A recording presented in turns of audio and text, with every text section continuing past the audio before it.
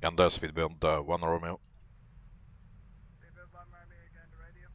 Yeah, just let you know we're back now, thanks. Speedbird 1 Romeo, thanks. Cool. So, the one thing we could do is set up, see where the ETOPS waypoint is. The midpoint.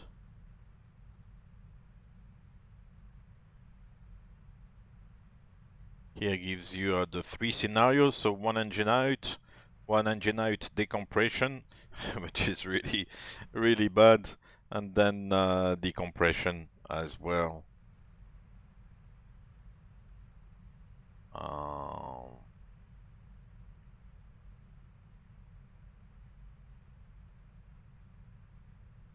In terms of fuel, it looks like hold on.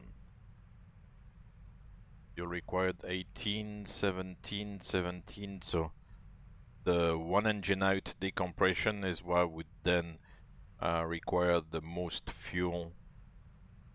So we can use this one and set it in the FMC as a waypoint, as a fix, to show you where the middle basically is, where the midpoint is. So you could put, what is it, north 55, 44.2 if it works, west 041, 56.5. If it works in this format, I'm not sure. Yes, happy days. So then looking at the display, that will be the kind of midway point between going back to Goose Bay, or otherwise go to Keflavik, which is not even visible on the display here.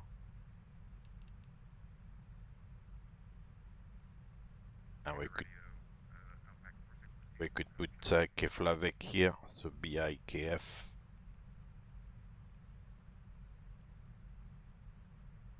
420 miles as well. And now we can just see the outside of the circle. So yeah, it kind of looks in the middle. I mean, obviously there's a bit of wind here, but if you have to go down to 10,000 feet, then that wind is not gonna be there. I don't know how it's calculated, to be fair, because it's such a wide area and they don't know when it's gonna happen and everything. So to calculate exactly the fuel and the route and everything, I think it's a little bit.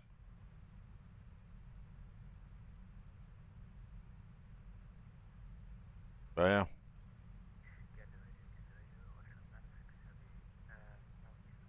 That's it. And then in the alternate page, we can set CYYR, so make it bigger. And then set BIKF.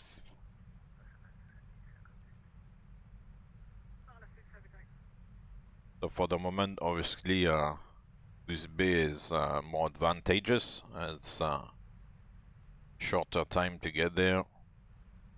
And there was CYDF we can put in the alternate inhibit. That's it.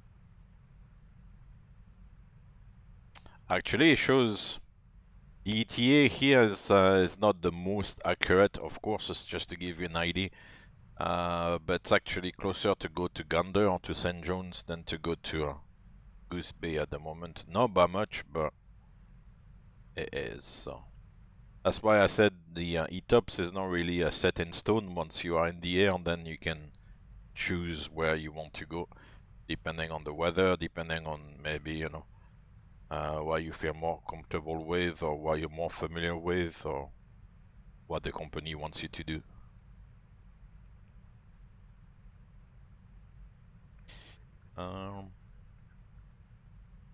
The one thing I'm puzzled, I have to look again at the traffic picture. Speedbird 4 Delta Kilo. Again, ready and happy to join. Just confirm the level you're going to maintain for me. There's nobody ahead.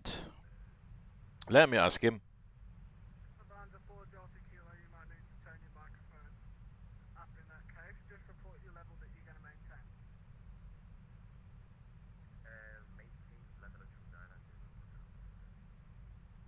4 Delta Kilo, thanks. Maintain flight level 290 and frequency watch. Frequency watch, yeah, maintain level of 290 and sorry for the inconvenience.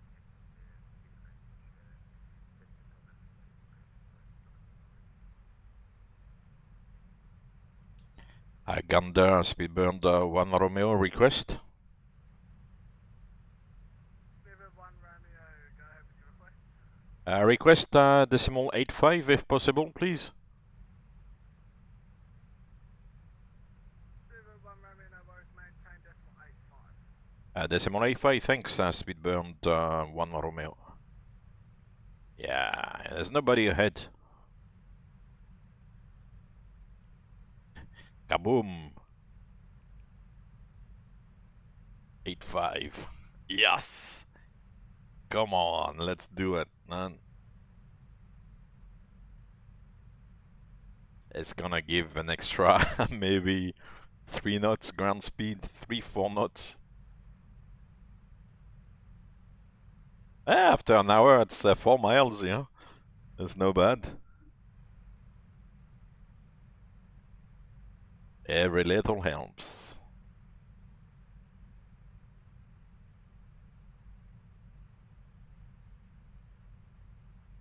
Uh, 350 is still a little bit tight.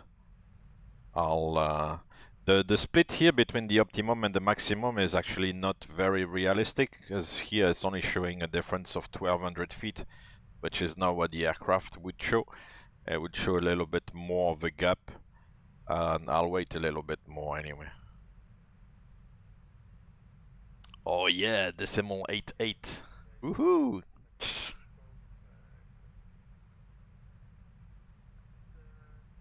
I think I could push it a little bit if... Yeah. I could go decimal 86. I'll be reasonable. I'll leave it there.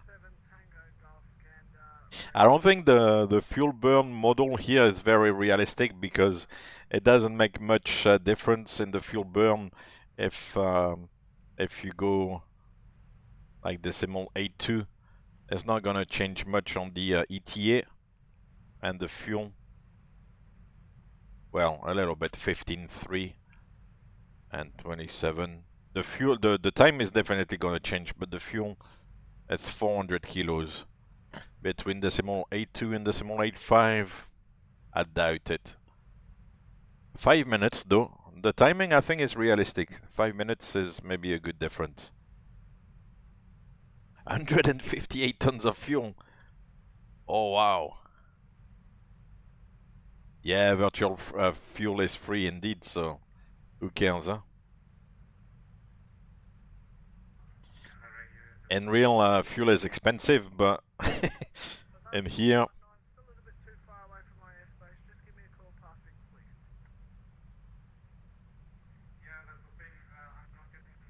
Cool. Okay.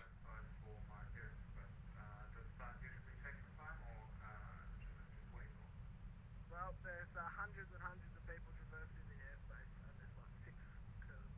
Oh, that's interesting, looking at the traffic flows. As long as you don't pass police before you get your clearance, you're all good.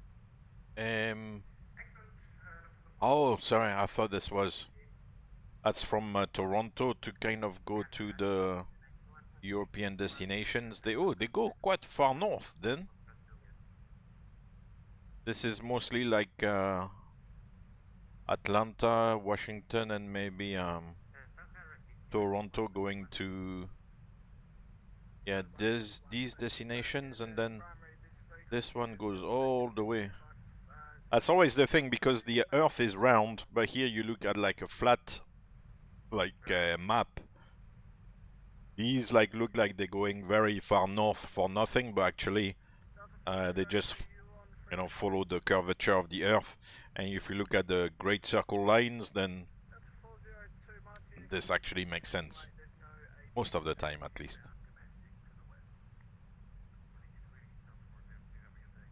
We're not gonna have that discussion about flat Earth, are we?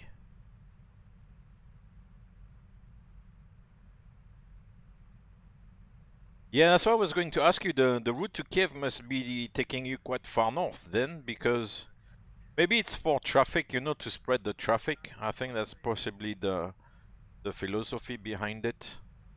But going to Kiev,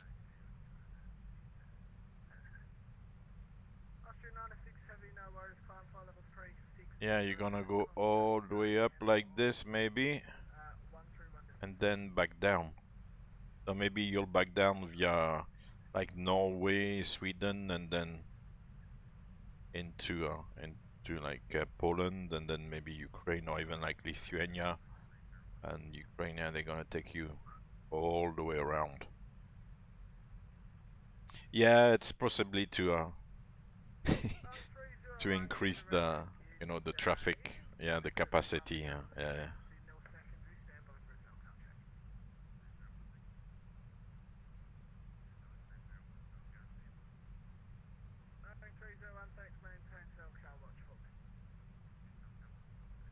Ah no, you're flying over Scotland and Amsterdam, so it's not that far north actually. Oh wow. Let me see if I can find you again on this. There's so many people. I don't understand why it says climbing.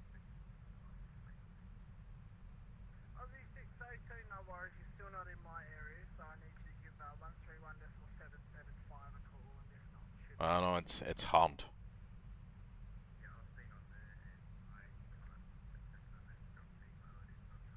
Yeah.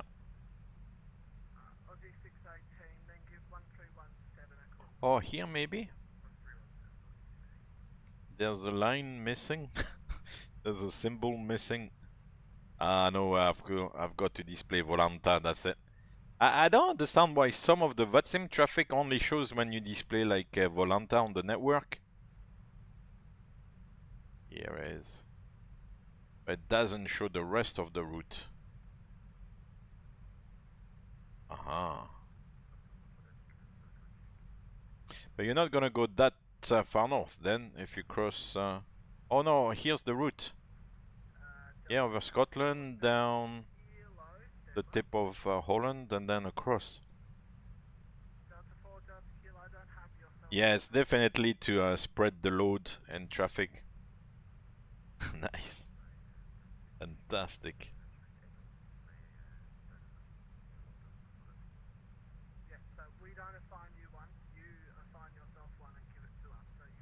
Yeah, there's quite a lot flying from Toronto as well, yeah.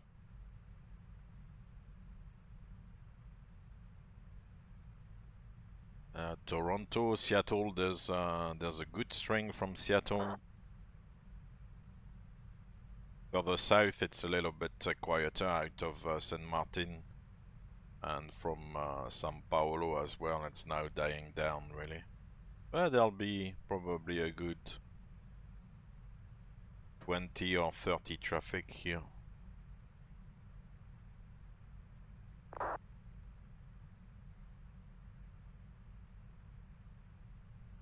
These guys, unless it's now recognized by Volanta, they've never opened in Dakar, Capo Verde, and all these places.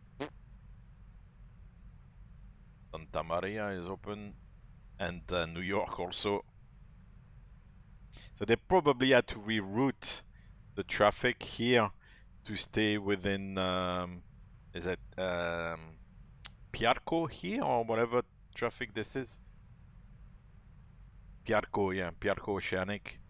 They probably had to reroute the traffic to stay within the airspace that is open and avoid New York here. Such a shame. You see, that's politics, huh?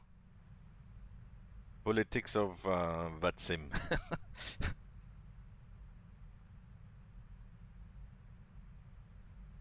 Oh, talking about the southern tip of Greenland up here. Once like crossing maybe a little bit in this area there with like a strong northwesterly wind and the cruise crossing here. You know that Greenland has a lot of mountains there. It's mainly made up of mountains actually. It's very high. You got like safe altitudes of like 10-12,000 feet. So it's quite like mountainous, and with the wind like this, there was like really bad turbulence on the kind of eastern side there of Greenland. Really bad. And ATC tried to tell us, and by the time they told us, boom bada boom for a good like 15-20 minutes, that was quite bad. And this kind of area there, the south tip of Greenland. Gosh. No. Today it's calm here, sitting in front of the PC.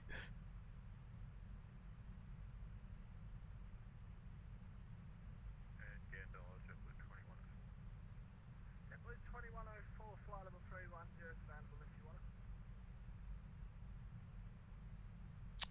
310 actually does sound very good, JetBlue 2104. JetBlue 2104, thanks, climb flight level 310. Flight level 310, JetBlue 2104.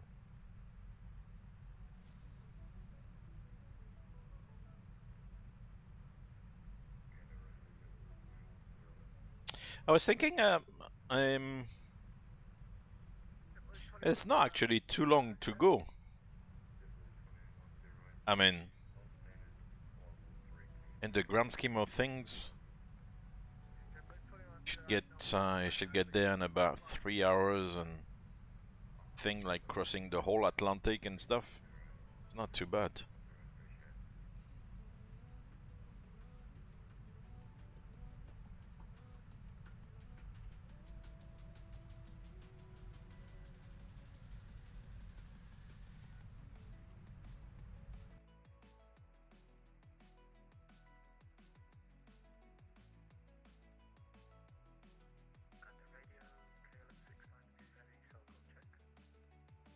Hello 692, Gander Radio, g'day. Gander's primary, this frequency, nil secondary, stand by for a thumbs up. Yeah, the radio is improving a little bit. I don't know if to you it's still a little bit quiet, but to me it is quiet. But I can make what he's saying, so it's not too bad. What is it like for you? Is it still quiet? Obviously now I've got the music going on, but 90, Gander Radio, g'day. Gander accepts primary, this frequency, nil secondary, stand by for a thumbs up check. Roger. I don't know how these bots are created. It's annoying. Boom, ban. That's it. Easy. Okay, Ocean 90, you're right. Yeah, I was telling you on Discord, like the car went kaput. Yeah, I think it's definitely kaput, which is a bit of a shame. One cylinder has no pressure. It's like 0, and another cylinder. It's a 4-cylinder engine. The second cylinder is only having at the moment about 5 bar of pressure. The guy said the normal pressure is between 8 and 10. So 2 cylinders are having like 8 bars, still acceptable. One is down to 5, and the last one is down to 0. The guy said, man, to fix it is gonna be at least like 5,000 euros or something. It's a very old car actually. It's almost 10 years old. I don't even know if it's worth 5,000 euros. So I'm like, well, plus any possible surprises if he investigates a little bit more. That you have to change everything, and like, oh gosh. So I've been on a hunt for a possible new car, probably second hand to be fair. Above all, at the moment, But yeah, it's like gosh. 37, climb flight level 350, contact Gander 131 decimal 7. Roger, thank you, claim flight level 3. The radio sounds a little bit different with the Oceanic controller. I'd never really heard it like this before, but now it's loud enough for me. But as I said, for you guys. Anyway, on Gander there's there's not much going on actually. It's a very I was going to say thankless task, but almost, because it's all like, oh yeah, okay, yep, we got you, cell call check, yeah, bing bong, and okay, yeah, continue, monitor frequency or whatever. They obviously need to keep the separation, but the separation should be already, you know, they should have already ordered the traffic and domestic airspace to go into the ocean section, and in the Oceanic section, they just have to make sure that nobody catches up on somebody else, or if there's a request for a level change, it's not gonna, you know, create any conflict. But otherwise, I think, I'm not a controller, but I think the task of you know, getting the traffic in a orderly fashion is already sorted out by the domestic. So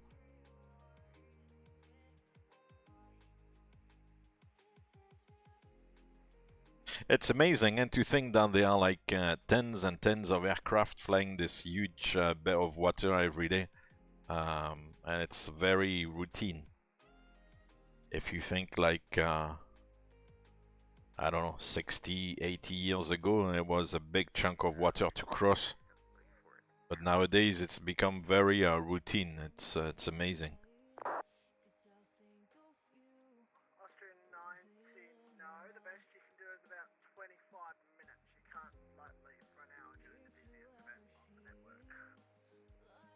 This guy wants to go away for 25 minutes, gosh. Alright, sounds good. Yeah, that's the thing.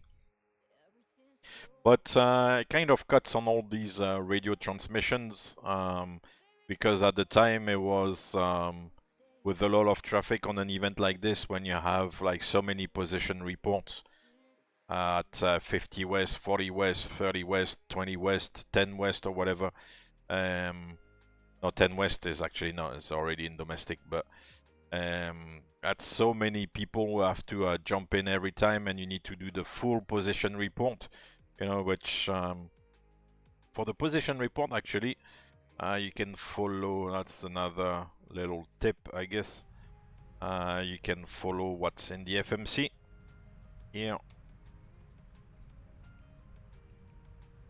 No, and the pose report here.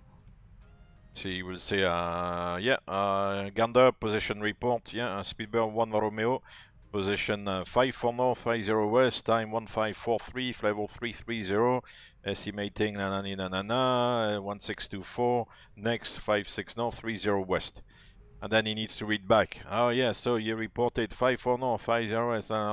It takes almost like a minute for the whole exchange, and you've got so many aircraft, and so it was very congested.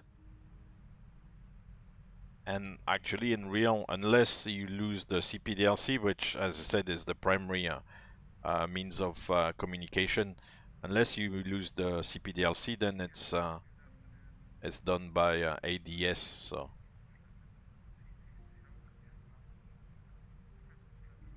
take your time, take your time. How about some food as well? A quick little snack.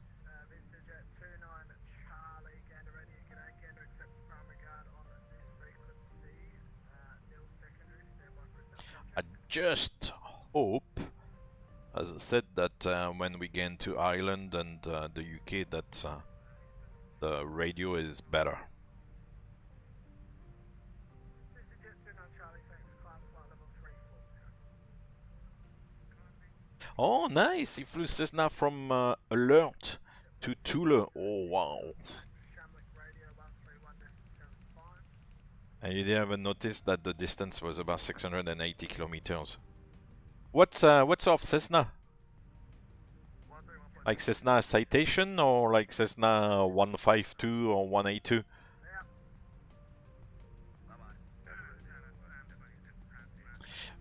Gives Turbo the position report is done automatically with the CPDLC ADS. ADS was automatic dependent surveillance or something like that. So it's done automatically by the system on board, and it's done at every 10 degrees of longitude. So we passed already 50 west, and then it will report at 40 west, at 30 west, at 20 west, and then at Dogol, which is the exit there today. And that's the way also that you have to fly plan, you know, across the pond is insert waypoints by coordinates, and the waypoints are separated by like 10 degrees of longitude.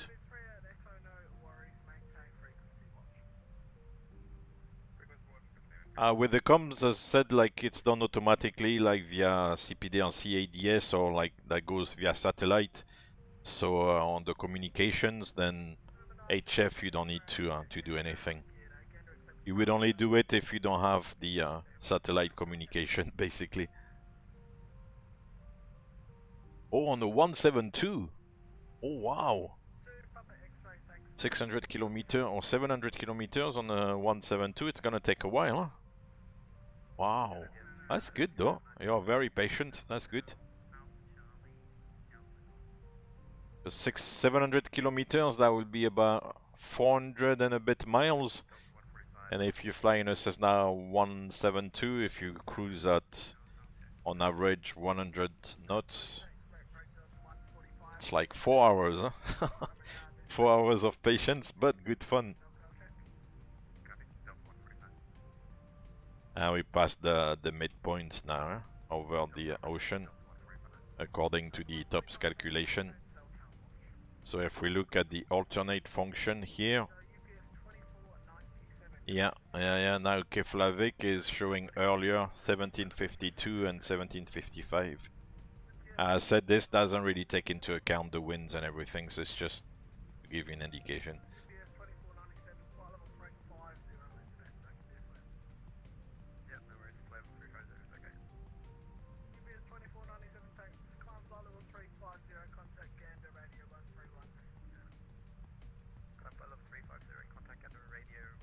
Oh, the UPS 2497 is climbing. Where is he?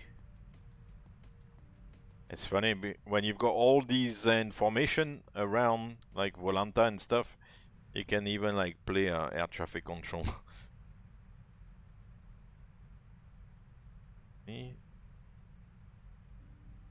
Where is he?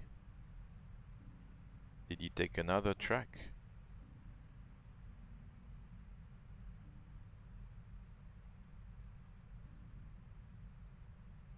I don't know where he is.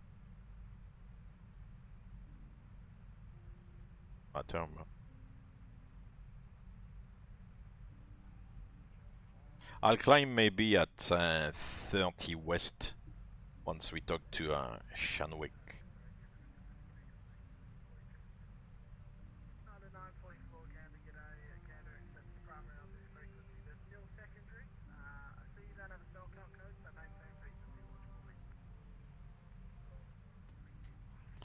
Yeah, it's a part of the world in MSFS, I guess, that is not really developed. Plus, if it's based on icy landscape, then all they can do is like white, and yeah, I see what you mean.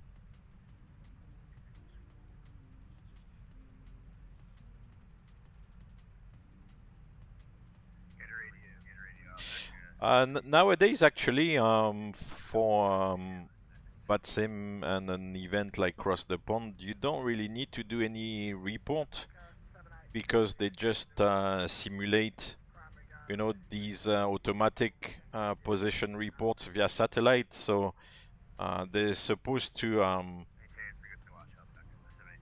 basically keep an eye on you as if they had a radar on VATSIM, and they know, they see everything, so they can see if you're gonna catch up. They try to apply the Oceanic procedures and keep the spacing with the.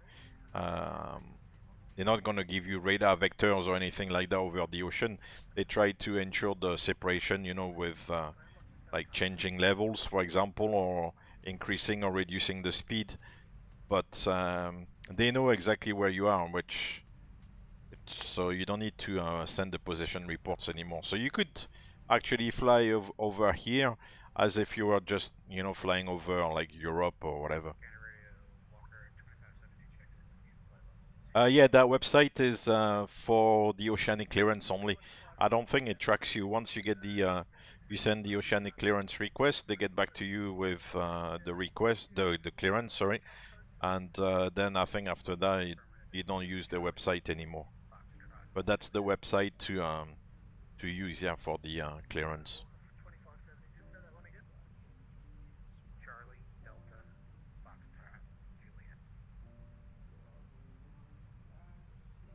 There's a section in that website that says CPDLC messages, but maybe you need like an add-on, an aircraft that has CPDLC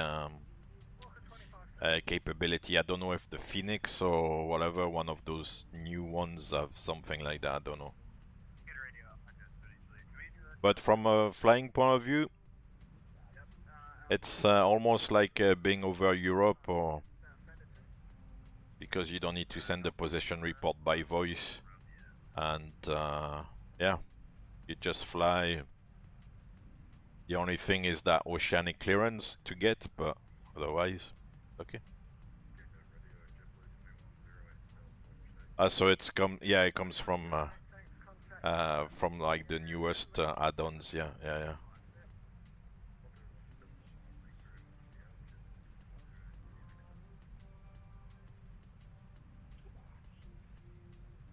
And there's easy CPDLC as well. I don't know that one. I knew there was another CPDLC. I can't remember the name. I think it was a Dutch guy who had made that CPDLC, but easy CPDLC, I didn't know. Is it for like something like?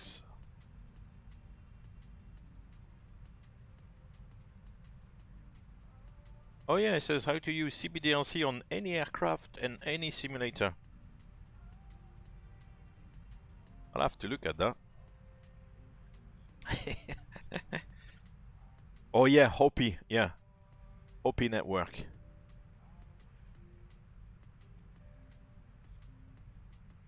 So is the Hopi still being used, yeah? Oh cool, Strato, back from the snack.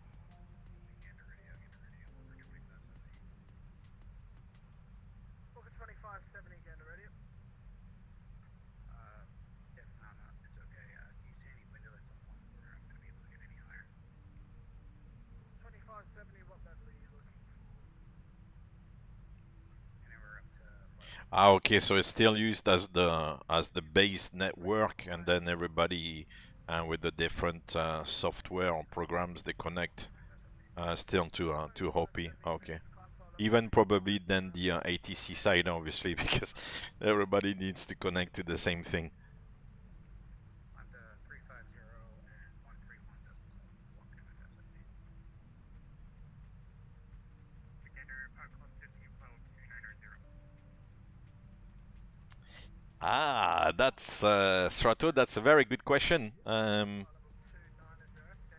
I heard some guys saying that during turnarounds, they were helping the crew to tidy up the aircraft in some, you know, airlines, not in our airline, but in other airlines. Like in the past, they've like helped cabin crew tidy up on like short turnarounds, and they help the crew tidy up the cabin. So it's already happening in some places. So depends where you are. If you've got a long turnaround and it's you have a contract with a ground handling agent and everything, then maybe you don't need to do it, and even maybe the crew themselves don't need to do it. But if it's like, oh, quick, 20 minutes to turn around, and you know they try to cut all the costs with the ground handling, then they might ask, you know, one guy to do the preparation of the flight deck and the other guy to go and help in the cabin with the crew. Yeah, no, that's already happening. So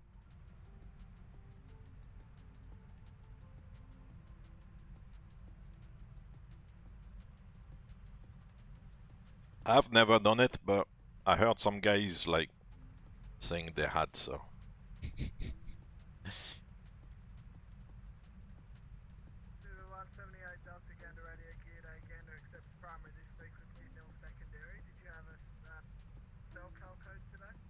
oh yeah, it's interesting. He says Gander accept primary and secondary. Normally they give you 2 frequencies, sometimes even 3. So the primary frequency for HF, the one they think works the better, and then another frequency which is maybe a little bit less efficient or less clear. But they still give you that as a backup. So they'll tell you like primary 8864, secondary or backup 55, whatever. They often do that.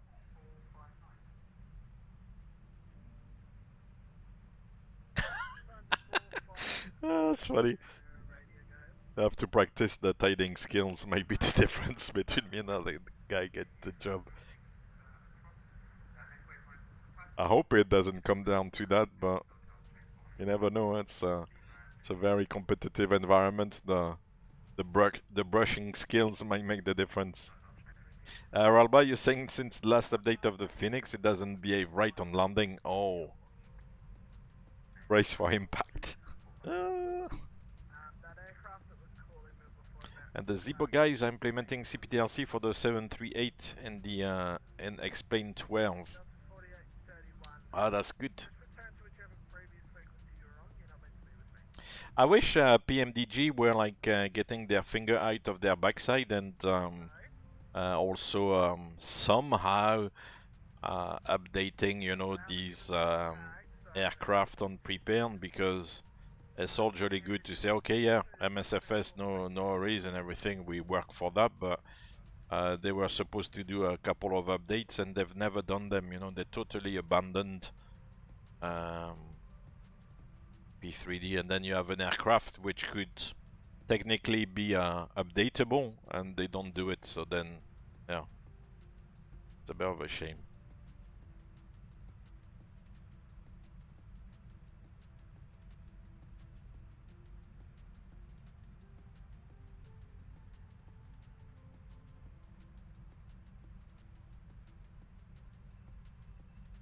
Oh man, I do hope the radio is gonna improve in Ireland. Ireland. Together standing tall.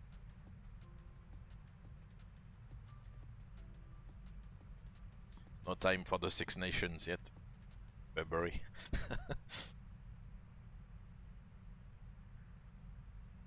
And the Italian Airlines, you mean like the pilots having to clean the cabin?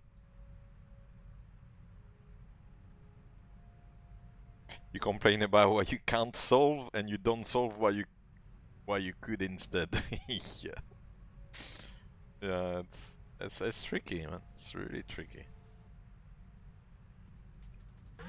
Ah! The autopilot is deflating. Ah.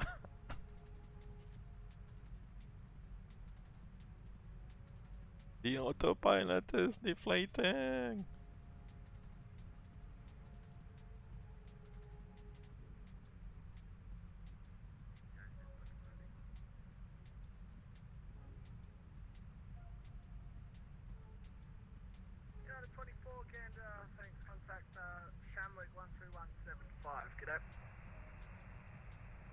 Ah, I'm stupid. Because I've got the output volume here as well on VPilot in the settings. Ah, there's a bit of HF distortion there.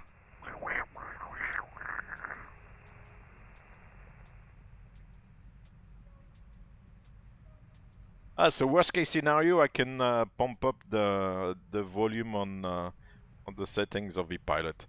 Man, I'm way past all this stuff. You know, I would like things to work on this machine like, you know, every time you have to tweak here, you have to tweak there, you have to do a setting there, you have to like launch the programs in a certain order, you have to like, you know, scratch your armpits and hope that, you know. Stations, just stand by 2 moments for a control check. It's frustrating.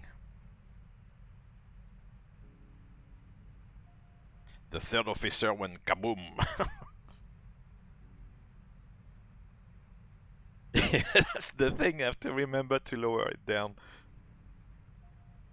I'm not gonna go too high on it. Oh gosh, the medical. Yeah.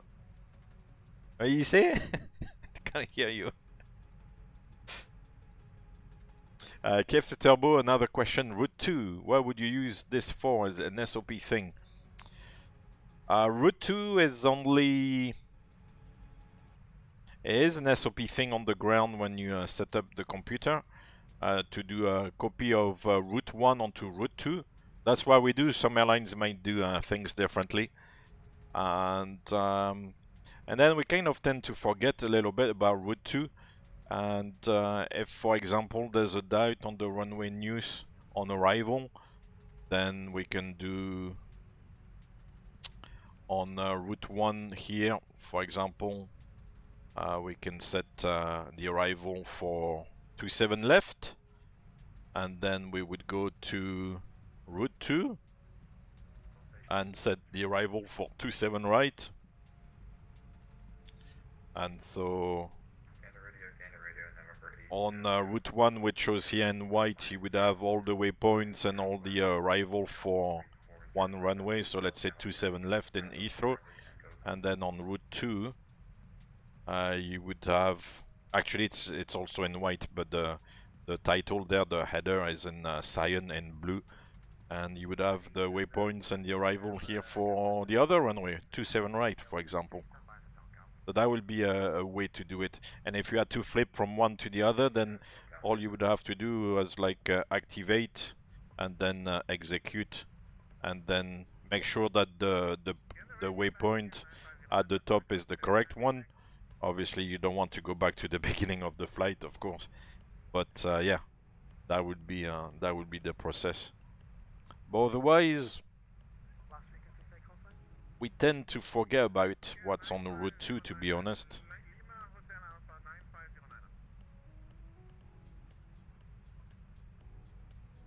Rub your tummy and pat your head.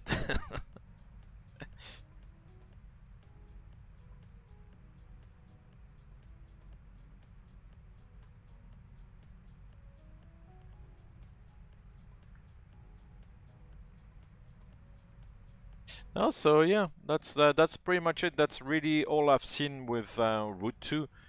But as I said, like other airlines might do things differently, but that's been really the only use of Route 2, is to have something different in case you need it, but otherwise, yeah, we don't really use it. For example, at the moment, I've never seen anybody go like say, okay, we'll go on Route 2 and we are approaching 56 north, so I'll put 630 north, and then I'll do a route to BIKF, for example, to Keflavik, and I'll do that like this, or then I'll put like some waypoints for an arrival or whatever. No, I've never seen that. I've never. You could do it. So you've got like the normal, on Route 1 you have the normal flight plan, and then you go on Route 2, and if there was a problem, then you could go 5630 direct to Keflavik, and you know, off you go. But you can do that from the alternate page as well, because you can go like divert now if you want, and it's gonna change, you know, on route 1 there and direct to BIKF, so you don't need to have something in backup. And what you can do as well is Keflavik alternate, so direct 2, or you can say override 5630, so you can select that and then divert now, and it should update this. See, yeah, so 5630, and then it goes to BIKF. So you see that you don't necessarily need to do it in route 2, because via the alternate you can do it as well. Erase that.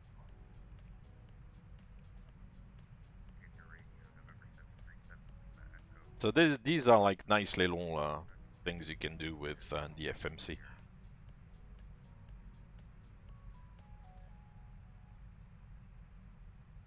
Yes, that's a good option actually. You're right. I was forgetting about that a little bit. On route 2,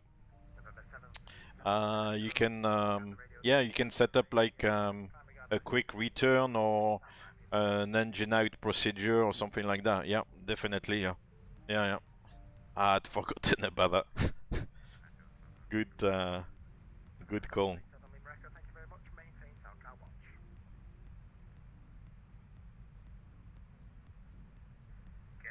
What was that? Strato still more useful than HPL? Human performance and limitations? Asking about the size of the drops in days of space. 1 millimeter? Gosh. Yeah, those questions sometimes are a bit stupid.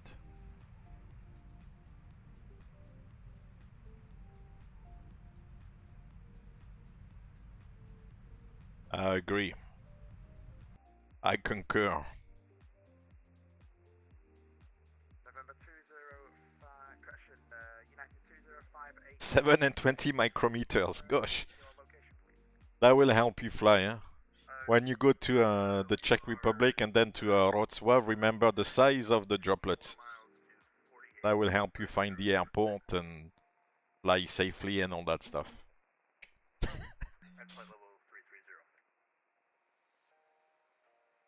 I know, but I mean, if it's in the books and that's, you know, in the documentation, then it's better to kind of have it in the back of your mind just in case it comes out at the exam, because you never know, huh? That could make the difference between a pass and a fail. So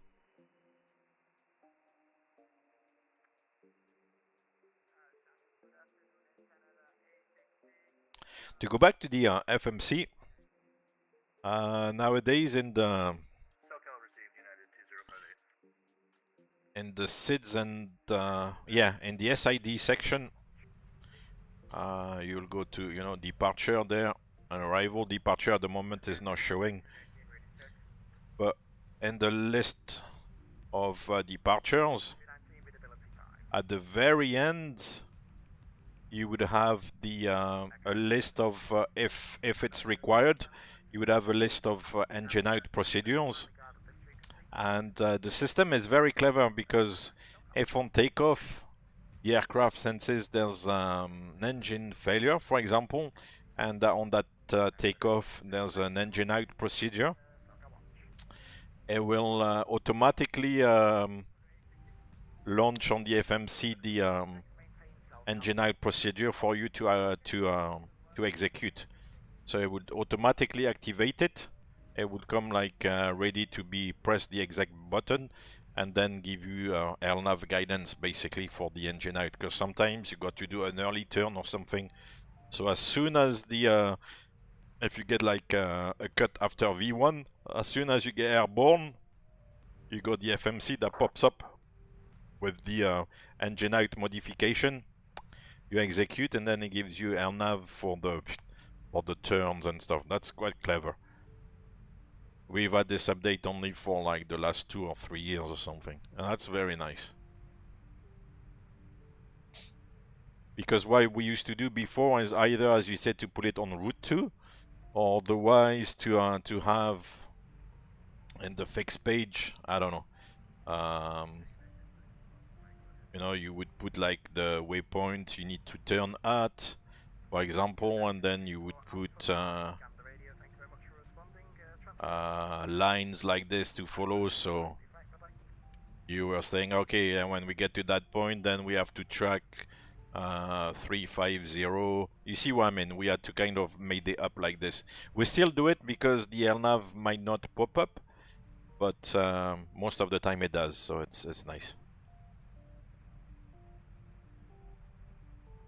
But here it doesn't work, unfortunately, in the simulation.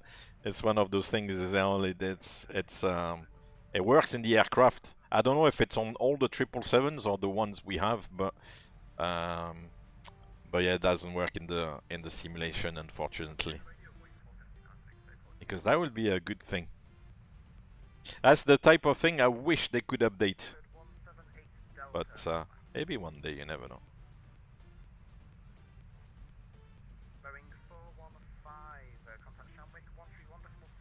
How many candles are needed to cover 4,000 meters of visibility?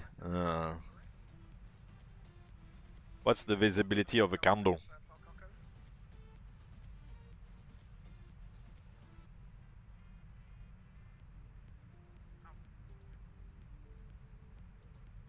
Once again, please tell me if the music is not too loud. As I said, I'm not a DJ, I'm not here to...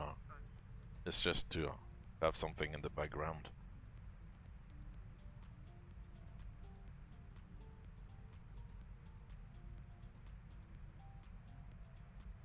$350, I think, since it's an Airbus, is more for like the Airbus guys, but you never know what the plans are. And 787, there's a bit of a question mark about the future of the 787, so it will be interesting. And of course, you have the 777X, which is being delayed quite severely. So I don't know. I've got a few years to do. So maybe by the time the 777X is launched, and then it becomes the dominant variant, so to speak. I feel like I'm talking about COVID there, but anyway, yeah. Then maybe I'll have a go at the 777X, which looks a little bit like the 787. So we'll see. We'll see what's in store.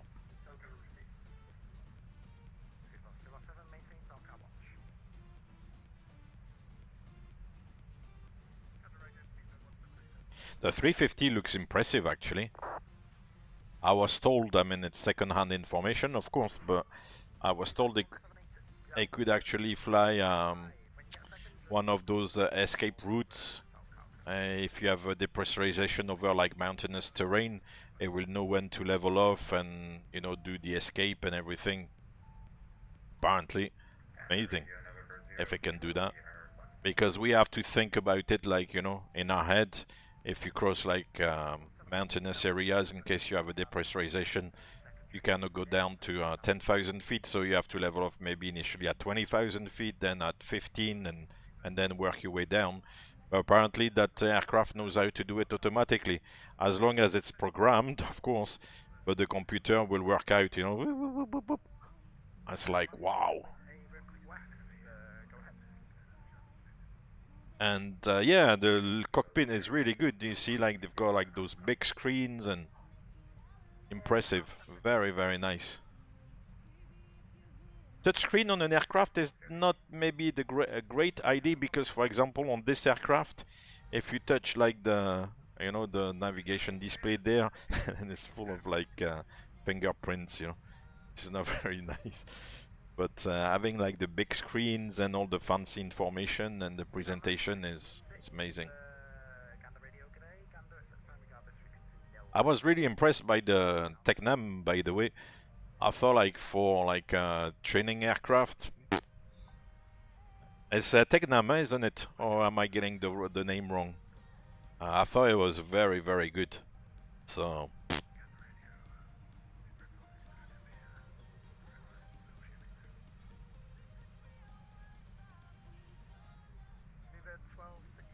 yeah, we'll see. The 350 is not actually going to be too long, from what I understand. But the 787, there's a question mark, and the 777X is... I don't know what Boeing are doing. Boeing are actually, like, I think are putting a little bit their neck on the line there, because if they can't get that one right after the MAX... I mean, the MAX, we've not heard anything bad, obviously, since those two accidents, but everything seems to be, you know, in order now. But with the 777X, apparently it was reported by one of the Seattle newspapers that during one of the tests, there was what they call like an uncommanded like pitch movement, or which is not good. Basically, the aircraft doing something it's not supposed to do. So almost like the A350 exactly. I know, but it's very impressive, as I said, for like a training aircraft having all these screens and the navigation with the GPS, and you can like, you know, dial in like the points you want to go to. You have like a mini VNav function and everything. Is wow, it's amazing, absolutely amazing, man. Compared to an old Cessna 152 with just like the dial instruments and. Defender 383 Gander, g'day Gander, accept time regard, this frequency secondary is nil, maintain frequency watch. And then that kind of instrumentation as well allows you to go on like trips like you're planning, because you know that you've got all the information, you know that, you know, that's the thing, yeah. Because even if you're not familiar with the airspace, you've got and the area, and you don't know where your visual reporting points are. If you have a GPS and you've got all that information about the different layers of airspace, man, it makes a difference, because when you fly and you don't know where you're going. 436, thank you very much, keep your ears open for it, I might need you, you never know.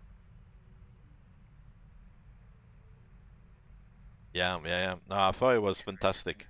I thought it was really, really good. 60 heavy, we have flight level 350, Mach 83 of Saxon. Request Hopefully you'll move on onto something even better instrumentation-wise and stuff. It will be even better. we are level 35. And the terrain profile as well in the mountains, yeah, imagine. Delta 260, roger, if you could just speak to one... Which must be linked to the GPS, eh? Of course, the aircraft knows where it is in relation to, you know, space, and they will know where the mountains are and stuff, and then they pick the mountains on the display, which is... Is the multi-engine, is it the same kind of instrumentation? Yeah, I would imagine so, but...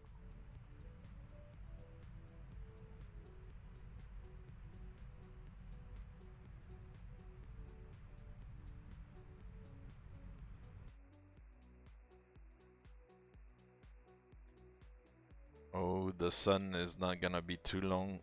It's already on the way down. I told you on Discord, it's sunrise in Washington, cruising during the day, and maybe 2/3 across. It's gonna get dark, and landing in London in the dark. So it's a short day. It's only a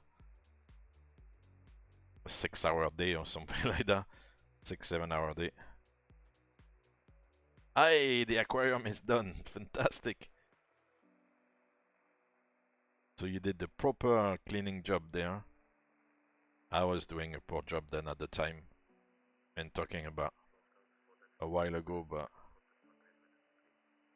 maybe we emptied it like, oh, it's a very thin moon.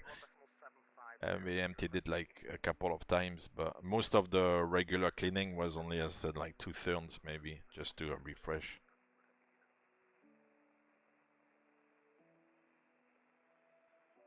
Ah, okay, that's why I saw like a couple of 737s. Yeah. That's the business jet that they equipped with auxiliary tanks, extra tanks.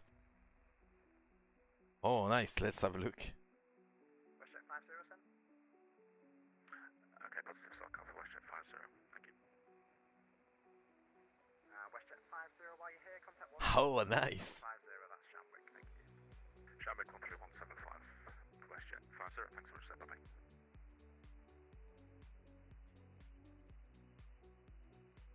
Oh yeah, it's the species. It's kind of similar to what I used to have. Oh, nice.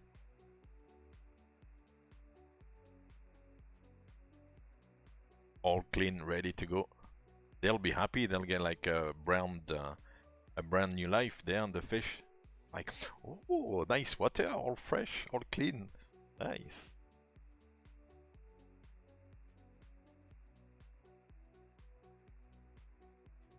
Wait.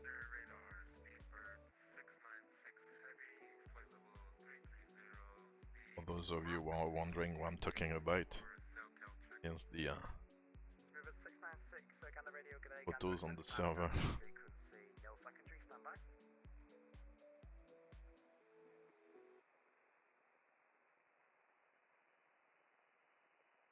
Fantastic. There was a screenshot there. Oh. That was the takeoff. Gosh, it looks a little bit steep. Nice.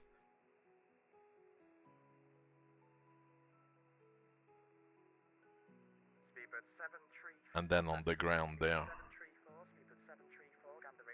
Nice.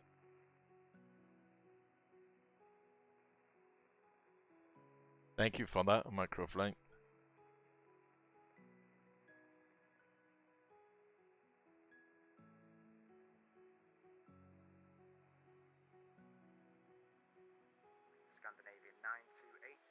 Ah, but the more the merrier for the fish.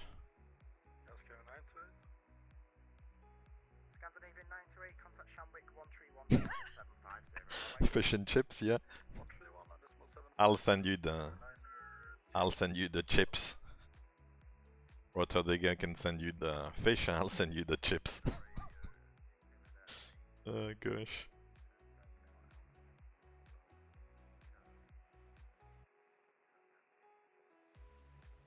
Let's do that, huh? Home delivery. Fish and chips.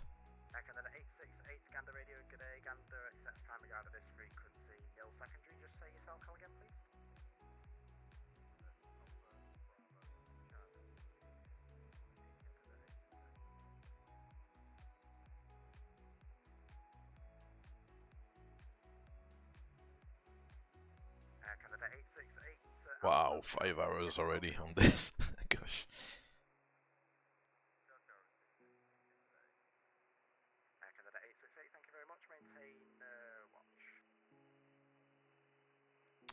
Fantastic, I've got all the 4 out of the 5 modes. Hey, Simfan, how you doing? Welcome back. How are you doing? Are you taking part today or not? Are you flying around?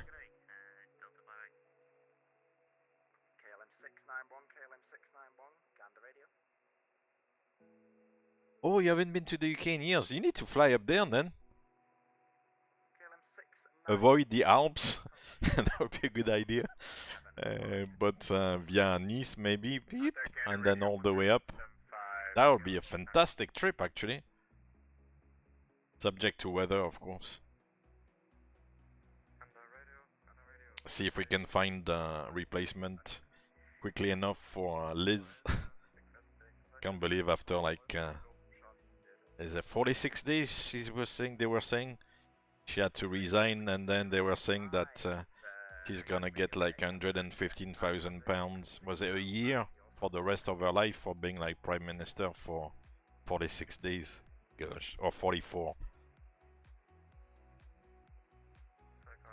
I thought, man, they elected her, like the party elected her. So I'm not like I'm just talking about facts. I'm not like doing politics. That I'm not here for that. But they elected her, so I thought, hey, they're going along the flow. That's maybe for me. Yeah, cell call alert.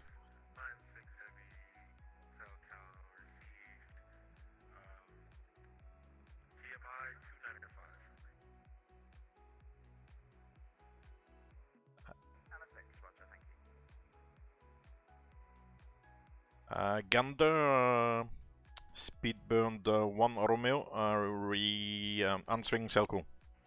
Spirit 1 Romeo Gander, thank you very much. Speak to Shamwick on 131.750. See you later.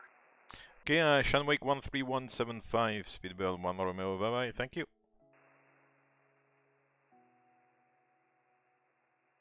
Cool. That was a little bit early, but cool. So 1317 is then. Here as well, it's a limitation of VATSIM is that you actually use a VHF frequency for HF 17. Is that 13175 or 1317? He said. I can't remember now. 75, no? I didn't note it down.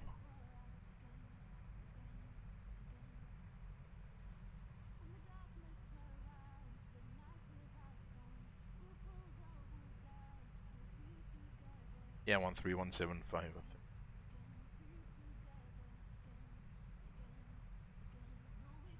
Let's see this guy. So let's get the sound ready. WestJet 50, contact Shanwick on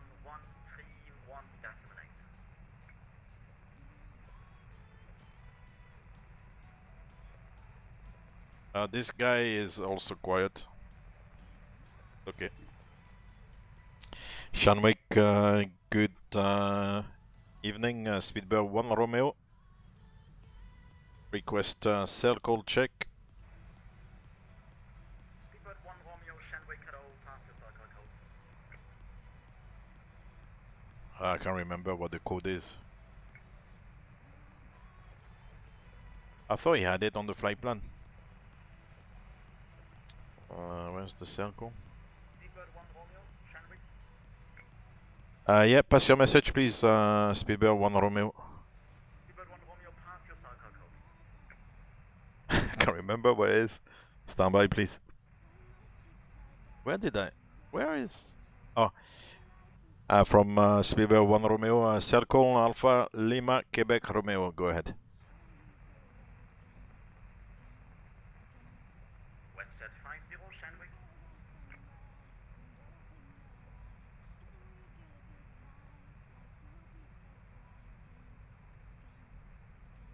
Delta 50 requesting a cell call check please on Delta Lima Echo Romeo. Delta 58, stand by for cycle. Yeah, because on the aircraft, here you would have the cell call code for the aircraft, which is a unique code given to the aircraft. But here, the cell call was given by VATSIM before the event. I mean, I don't have a clue what it is. WestJet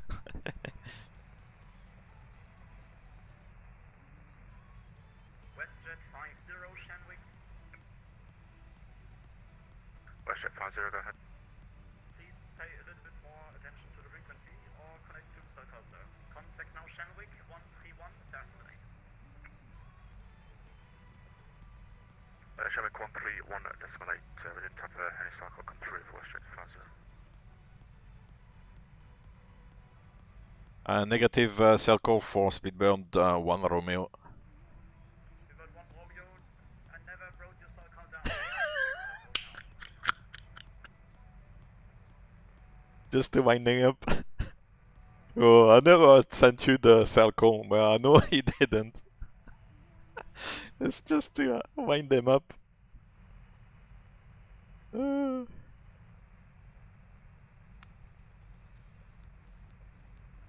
1 Romeo, pass your circle code. Cell call is Alpha Lima Quebec Romeo, Speedbird 1 Romeo.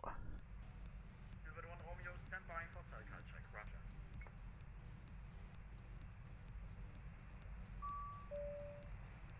There it is.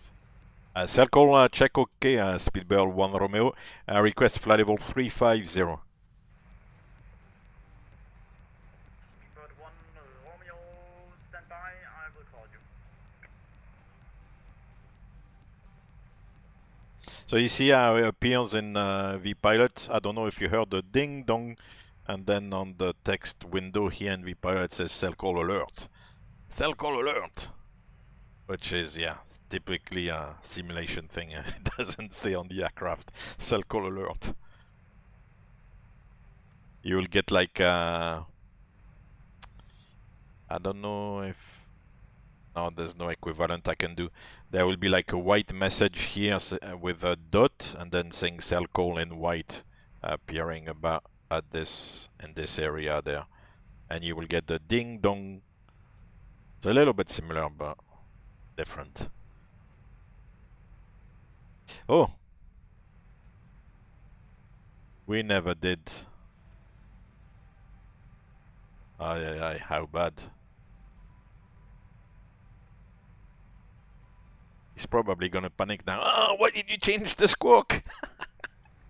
You're not supposed to see it. Mind you, maybe nowadays they actually do, because sometimes Shanwick like gives like squawk code, but I don't know if it's to anticipate for the Irish or I don't know.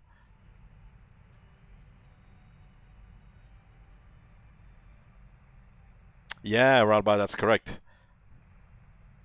Because the chances are somebody could pick up the same cell call code, and in real, as I said, there's a specific code given to every individual aircraft.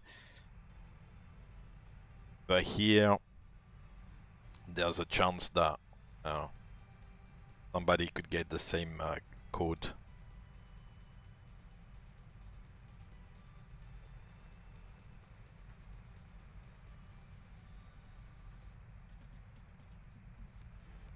Is it selective call or selective calling? Something like that. Do I have it on my phone?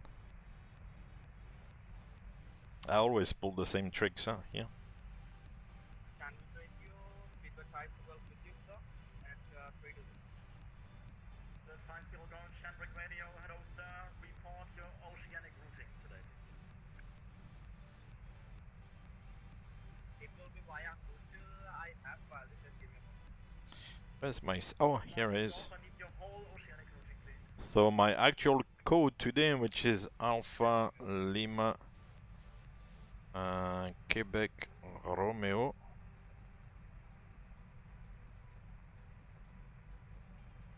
If you are listening to the frequency, because in the aircraft you get the ding dong in the flight deck, but if you listen with you know, the headsets and stuff to the HF frequency,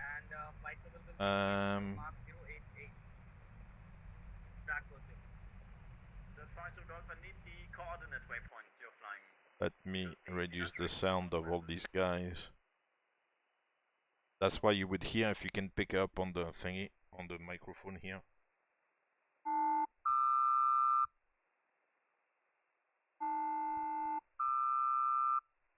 Did you hear that? That's the tone you hear on the HF frequency when they send you the cell call. Try again.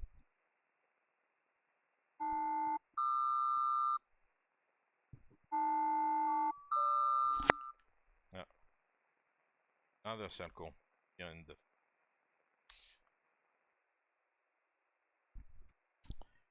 Speedbird 1 Romeo answering cell call.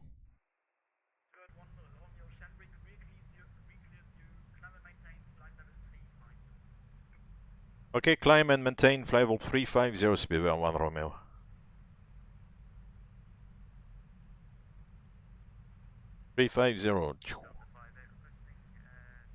And set flight level 370 says none.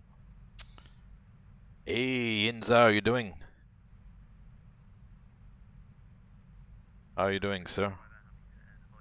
Lillerby, did you set up that fix? Which fix? Sorry, which one?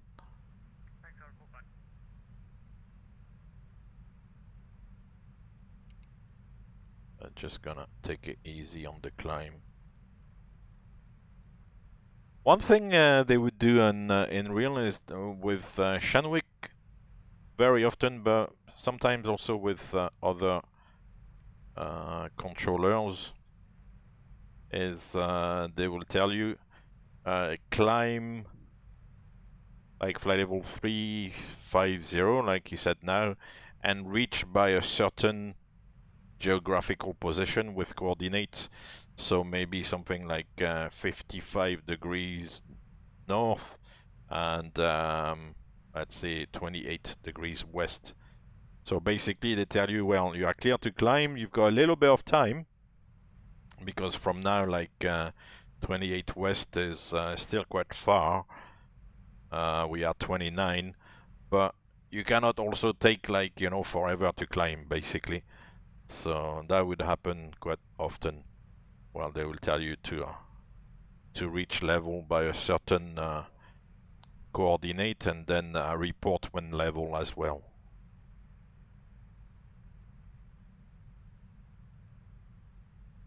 Oh yeah, the green arc, yeah, it's from the fixed page.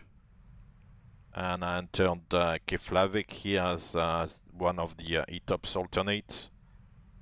And so it's, if I increase the range, we can't still see the airport, but the circle is bigger, yeah.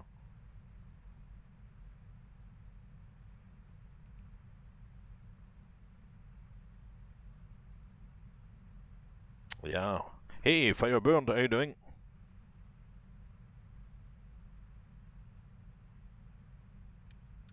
Welcome to a Cross the Pond flight. We are already 4 hours and 20 minutes almost into the flight. Halfway across the Atlantic at 30 west. Amazing, huh?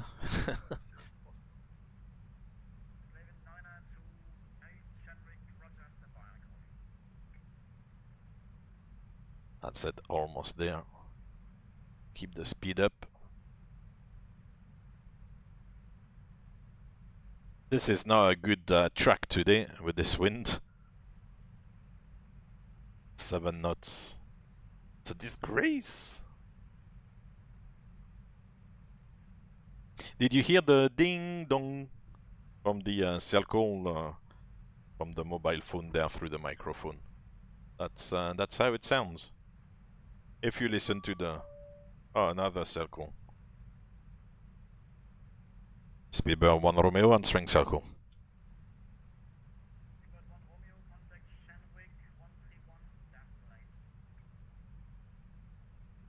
Shanwick 131 Decimate, thanks for your help. Speedbird 1 Romeo, bye-bye. So I think he's doing maybe the lower levels.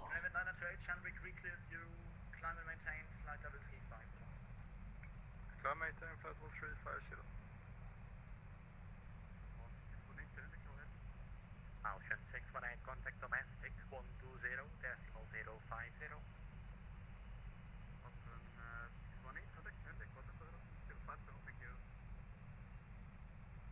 Oceanic radio, UPS 2497 request. UPS 2497, Oceanic radio, pass your message. UPS 2497, request flight level 370 for aircraft performance. UPS 2497, approved, climb flight level 370.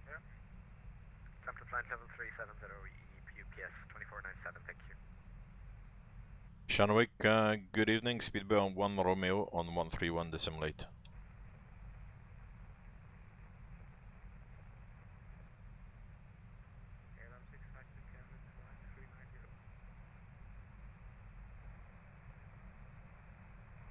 Shanwick, good evening. Speedbird 1 Romeo.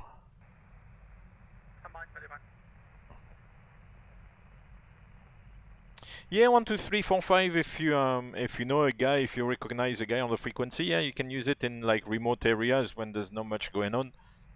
You wouldn't really use 1, 2, 3, 4, 5 like over Europe when it's busy, or over the US and stuff. But when you have an ocean like here, for example, if you know somebody who's around, you could try to get in touch with them. Yeah.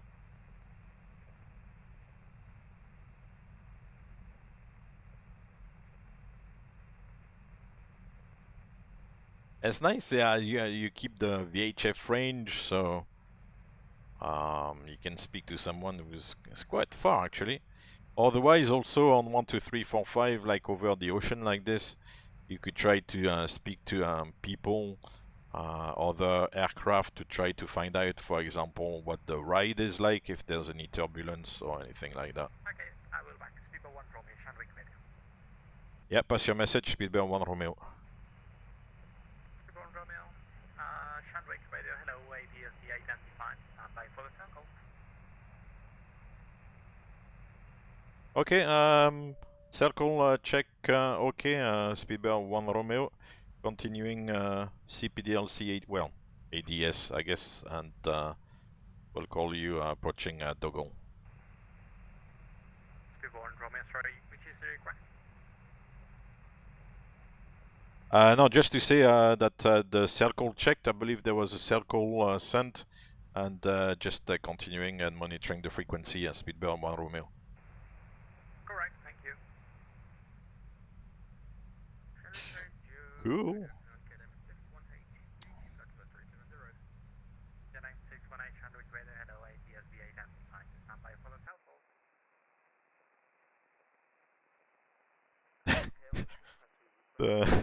The phraseology there is throwing me a little bit.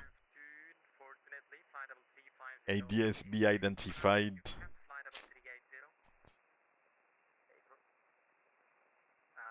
I'm looking for.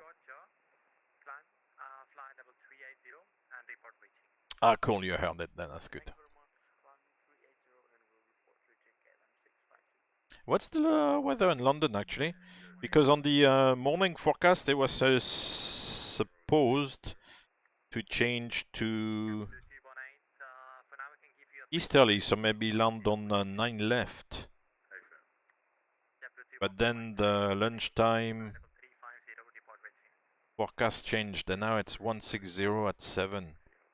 Ah, 10:10. Yeah, it's not bad. So it could be runway 9 left in Heathrow. Circle is confirmed. Scandinavia 928, requesting 20 minutes after cockpit if it's okay. In London, you've got what they call the runways alteration or alternation, something like that, which is nice, but only in westerly configuration.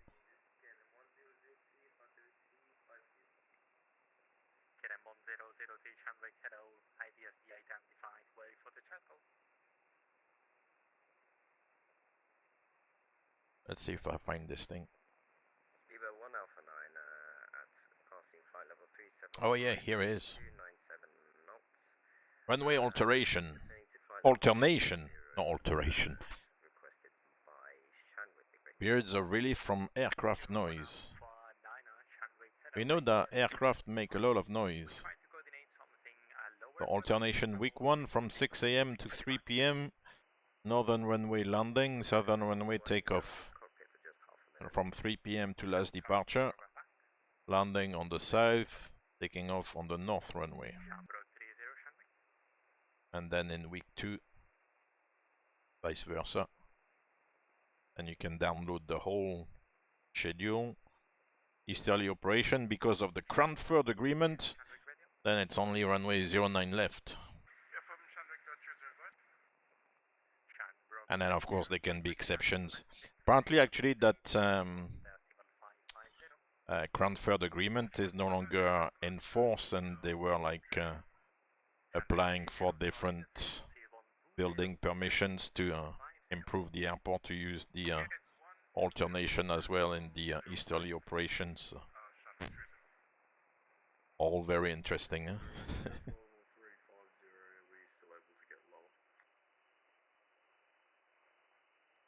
Oh, voom vava voom, indeed, macroflight decimal 88. Vava voom. Wow. Arrival 320, nice.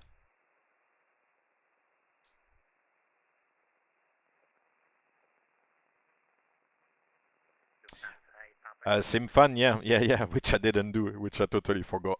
But it's not the end of the world. because they don't see anything when you're over the ocean, so you can have 2000, you can have whatever you want. The CPDLC actually for the emergency codes, you know, you have 7700 for emergency. There's actually like a CPDLC function to declare an emergency, so you don't really need to go 77 on the squawk because the squawk is useless, I believe, at least.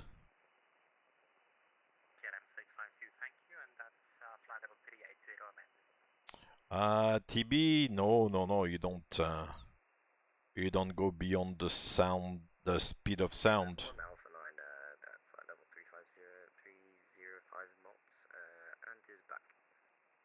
Thank you. Mark 1, I think the aircraft wouldn't be very happy. Shadow grading Sam, have a good day. Yeah. Oceanic 6 heavy flight level 360 Mach decimal 82, circa Charlie Sierra Kilo Mach. Station calling complete Auster 906 or Auster 903. Yeah, where's the sun? Oh yeah. Oh, and check the little moon there, the little crescent. Auster 906. It's the last quarter of the moon. Be identified. Stand by for a circle. Charlie Sierra Kilo Mach, Oh, that's a nice. Radio, good afternoon, Austrian 93 Heavy, flight level 350, inbound 5020 north, and SoCal micro. Wow. Yeah. We got maybe, I don't know how much daylight left, but not too long. Be identified. Stand by for the circle. Chinook radio, Starfleet 1, circle check.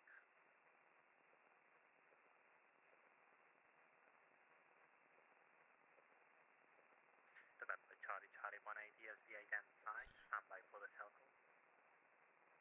Exactly, it's the conflict between what you can do and what you should do. Yeah. Thank you. Liquidation, radio version 12, Echo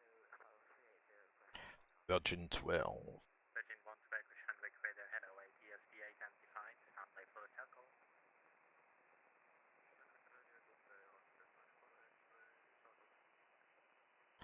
Oh, I like the wing flex there. It's quite nice.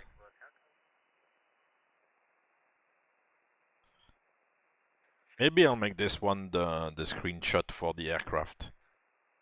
Thank you very much. Break Alpha Sierra Yankee 6. Yeah, let's do that. I'll change the... Got to kill a little bit of time. It's a long flight, man. Paint. Where's paint?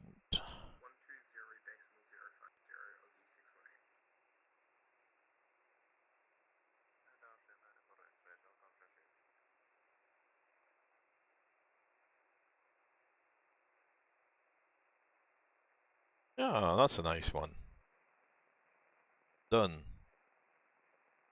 Save. As an image. In JPEG format.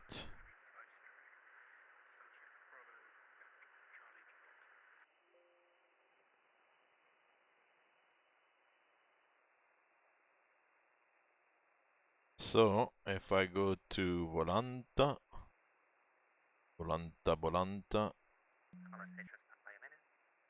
I go back to my thingy,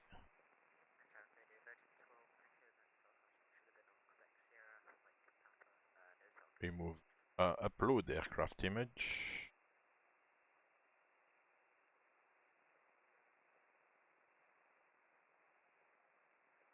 Yeah, nice. Nice, that's a good one. Obviously, now a screenshot is just for the aircraft. Nice.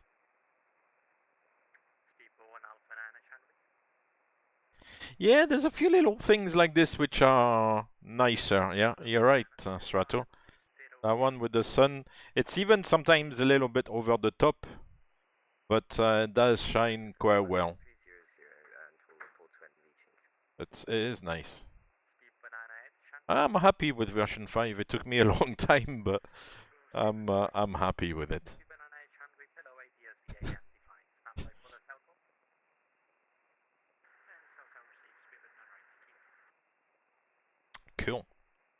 on the way to 20 West. Sorry about the changes, but request to send 340. Get M652, confirm flight level 340. Affirm. Get M652, roger. For now, descend flight level 350. 2 hours to go, no bad. Roger, thank you. Descending 350. KLM 652.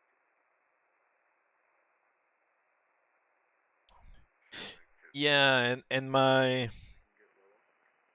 and my plans have like the idea to refresh a little bit the videos I made all those years ago. It's just to find the time and everything to do it, but I was actually thinking about that.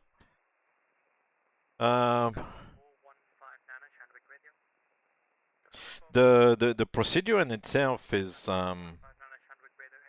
I mean, here it's maybe a little bit complicated, and I don't want to you know, make you fall asleep or anything, but if like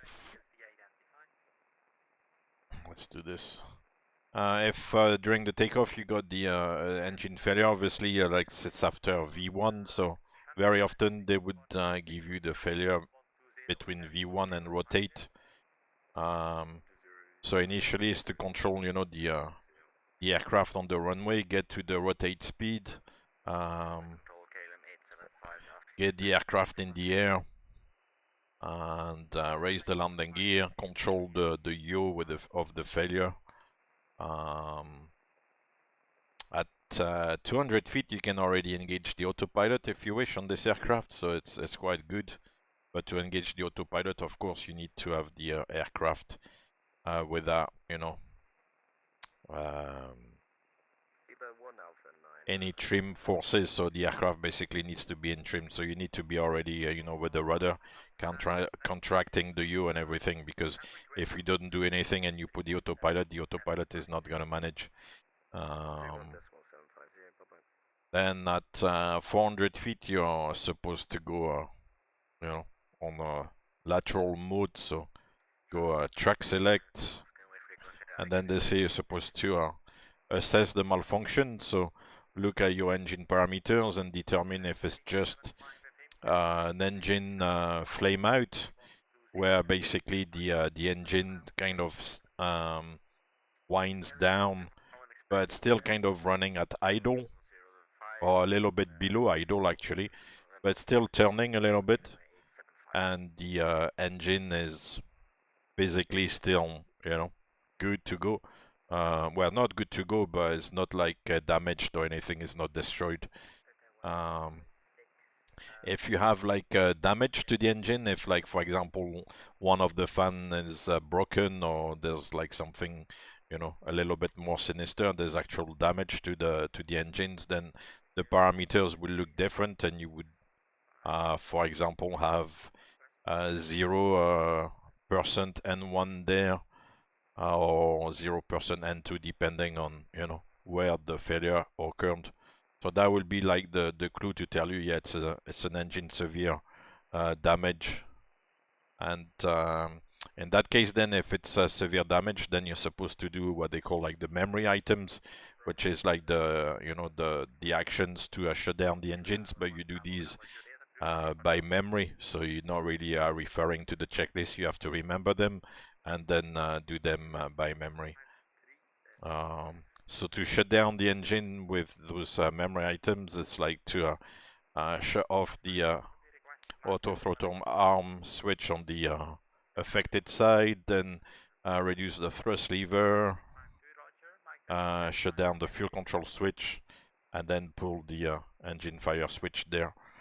And then you have like secured the engine basically.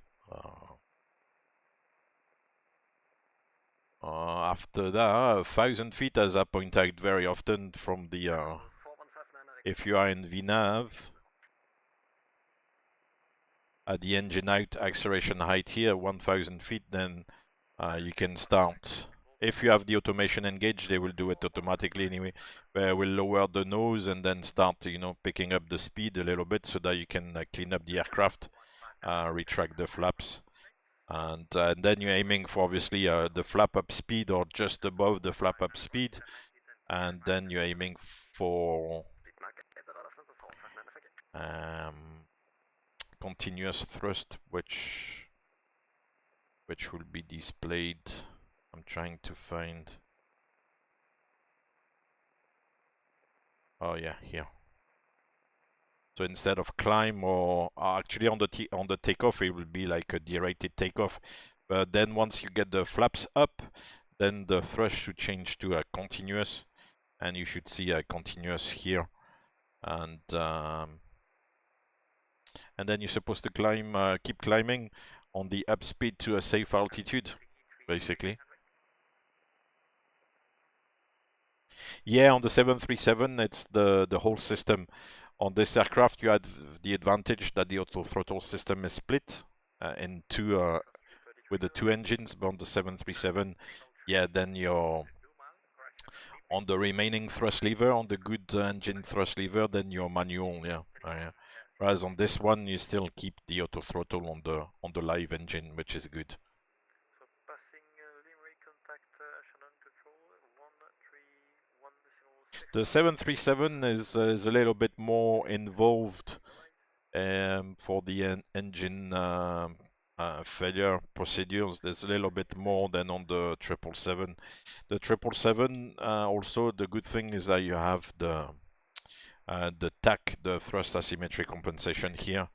It will work if it's an engine flameout because the system still has the parameters of both engines, and it works out that there's you know, a loss of thrust on one engine, but it still has the data. Sometimes with severe damage, it loses all the information, and initially at least the TAC doesn't really respond, so you still have to do it like the old way with, you know, rudder pedals and, you know, control the aircraft like that. But then once you sort out a little bit the issue, then the TAC can come back in, so you can fly your ILS approach or your go around on one engine with the TAC, which is nice because it makes life a little bit easier.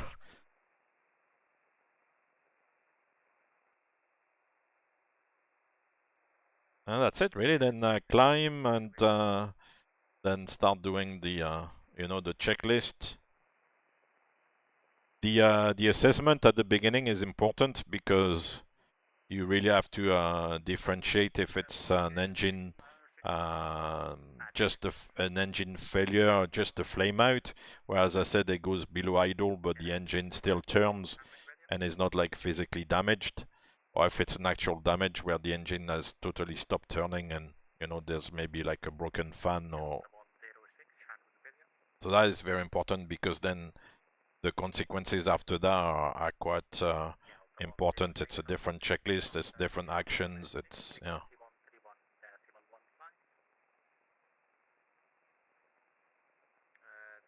No, there is a little bit of the ideal position according to the flight crew training manual is, yeah, there's a little dip. It's not like wings level, it's always a little bit, yeah, so it's a little bit like what you're saying, yeah. Ideally.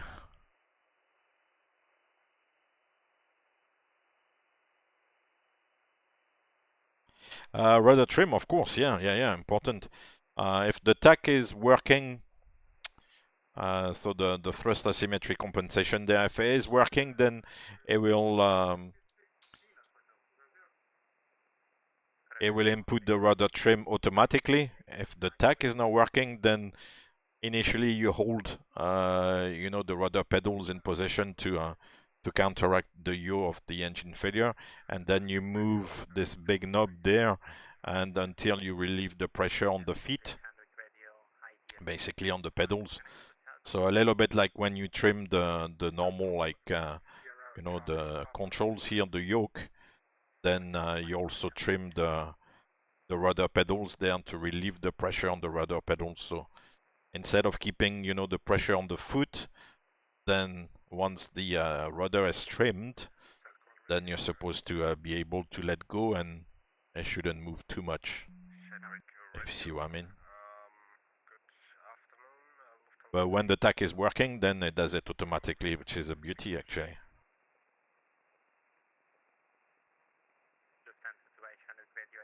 I'll try if I can, because as I said, I was thinking about it, is to update that first the FMC tutorial video, which is now like 6 or 7 years old, which is a long time, which has actually done well over time. So had like a decent amount of success on YouTube. So I'll try maybe to update that. Request climb to flight level 370 if possible. Lufthansa to White Roger, that's clear and amended. Climb flight level 370, report reaching. Yeah, exactly. Yeah. With the rudder trim, you create a little bit of side slip. Yeah, a tiny bit of side slip is good. So at least on this aircraft. On other aircraft, I can't really speak too much, but on this is good. So yeah, you can do it.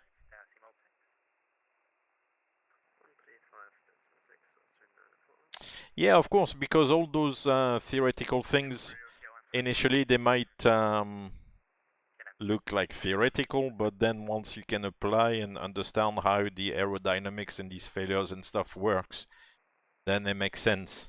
So there's a reason a little bit behind all this bashing of theory, and because sometimes it kind of sheds light on some of the issues or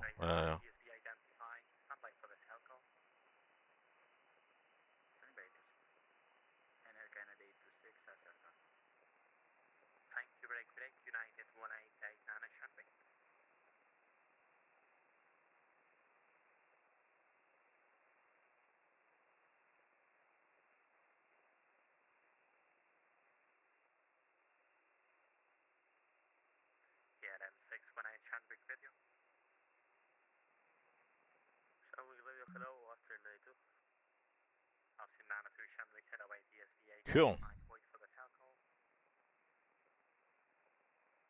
Oh wow,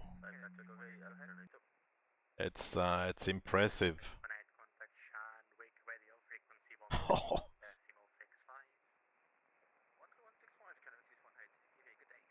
A little bit here and a little bit down there.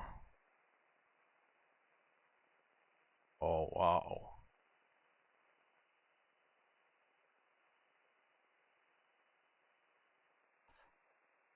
Yeah, they stayed open, so there's a bit of traffic on the west coast, although then it's outside it's also maybe the Volanta traffic, but I think over the ocean it's mostly like event traffic. Yeah, we've got Dola, who's befriended me here on Volanta, who looks like he's going to Vienna, and here there's somebody also who's a friend here who's going to Amsterdam. I'm not really sure. I think maybe it's in your settings, microflight, that I can't see you in green here. And what I don't understand as well, it still says climbing.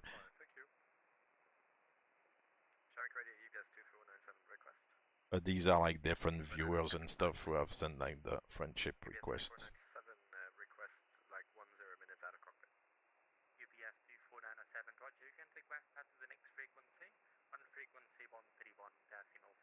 Oh yeah, the French opened Paris. Contact 131.65 and then report out of cockpit. UPS 2497. That's correct. Okay, London is ready to go. Yes.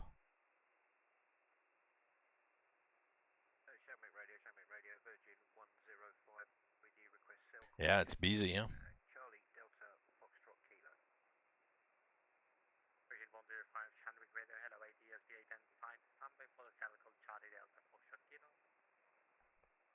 Virgin 105, circle check received.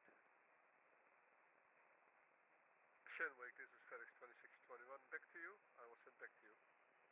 Yeah, all these books I think are good to keep, above all while you are still training, because you can still refer to a few of the theoretical points and stuff, even when you have left the theory behind and you have all the exams in the pocket. It's good to keep like the books and refer to the books from time to time. Yeah, yeah. No problem, that's fine. Yeah, microflight is the Concorde is still climbing. The guys in the middle, I'm not really sure. Yeah, they might be like the few odd ones out. Yeah, yeah, yeah. Because New York is now opening. I think there was like they are on strike basically. So they're not open, and some guys are just navigating around here.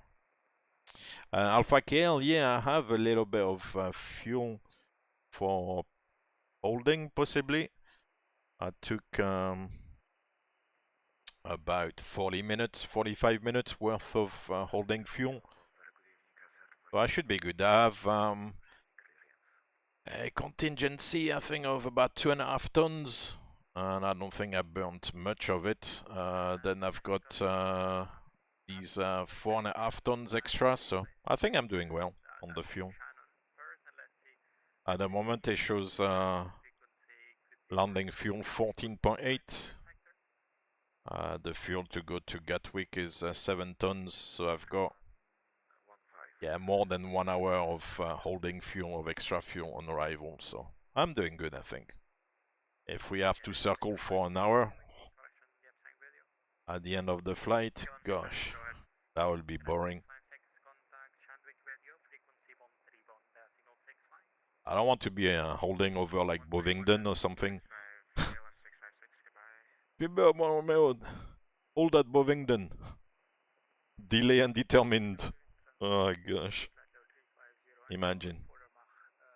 Delay undetermined.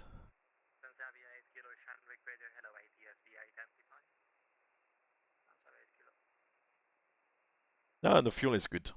I mean, you could take as much fuel as you want, but you have to kind of try to make it realistic as well a little bit.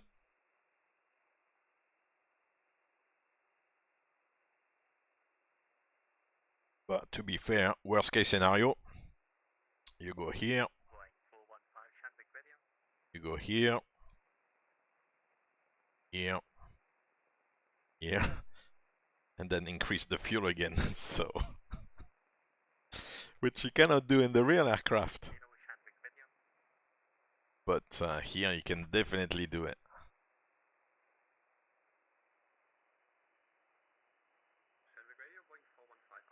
Yeah. When it's like delays undetermined, then you have to start. It's like the, the duck, which appears very calm, but kind of like pedals like hard below the surface. Then you have to start like thinking. Above all, if you don't have a lot of fuel. If you have like a quantity of fuel like I have like now, where you have more than 1 hour of fuel, then say okay, you can sit back a little bit and start thinking, but without any rush. But when you have only a little bit of fuel, then yeah.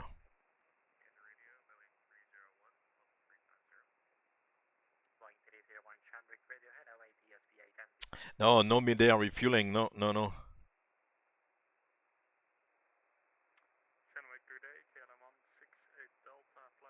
Yeah, the fuel planning as well is maybe something that would be worth touching on. Yeah. Without being too technical and without going into all the little, details, but yeah, a little bit of information like that, that would be good. I said like earlier on, I think I kind of maybe went over it a little bit quickly at the beginning. But the fuel actually is straightforward, and most of the time actually you don't get that much fuel, you just get the fuel you need.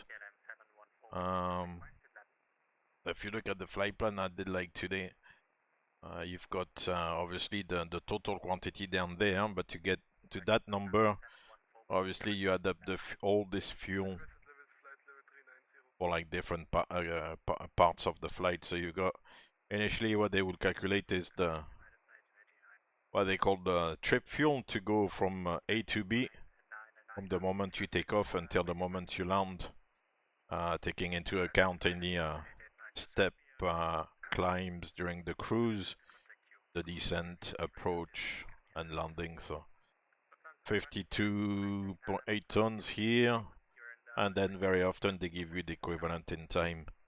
Then you get very often contingency, which today is 5% of the trip fuel.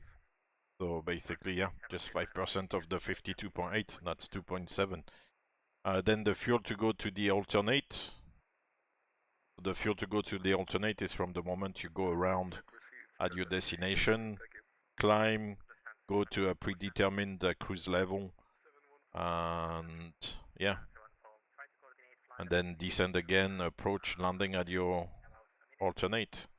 And then you get the final reserve, which is the last 30 minutes at 1500 feet above the alternate airport, basically. So in this case today is about 3358. The FMC reserve there, 7 tons, is the sum of those two numbers there, the fuel to the alternate and the final reserve. So then at this stage it gives you the takeoff fuel, which is the sum of all the numbers above, and then you can choose to add extra fuel if you think the weather is going to be rubbish or if there's going to be holding or something like that. So they add that, which today I took 4.5, not too bad. Then they add the taxi fuel, which as the name says is the fuel to go from the gate to the runway, take into account the engine start, APU use on the ground before you close the doors and disconnect the ground power. And that takes us to the release or block fuel. Yeah. But yeah, I could definitely go through something like that, yeah.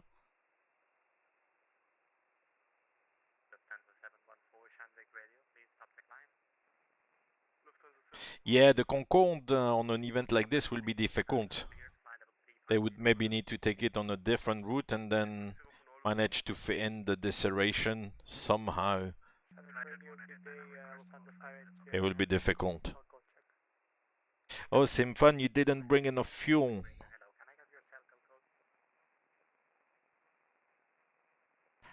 Oh, you're playing it tight there.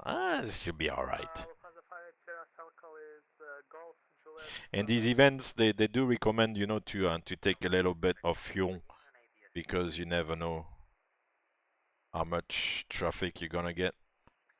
Last year when I did pretty much almost the same flight into Heathrow, I mean, there was hardly anybody, so not even like one round in the holding pattern.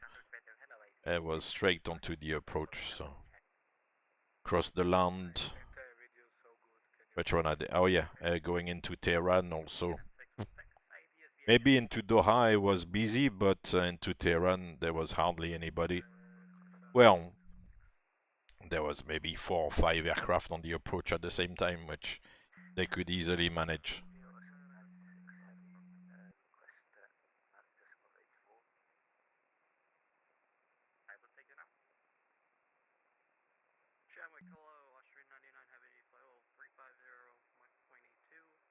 Yeah. When the fuel goes down, then you have to start getting your act together. Yeah.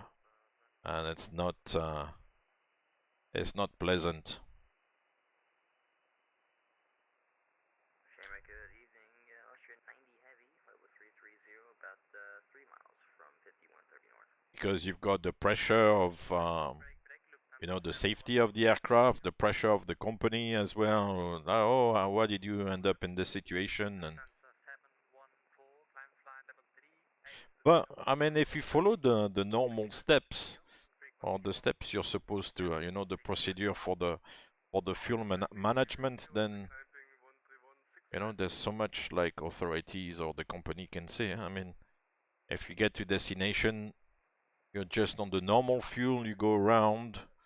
You could stay after a go around if you're a little bit tight on fuel. You could stay at the destination because it's a bit of a catch-22. Either you stay around and you use the diversion fuel to stick around the destination and make it at the destination. Otherwise, you go straight away to the alternate and use obviously the fuel you have remaining to go to the alternate.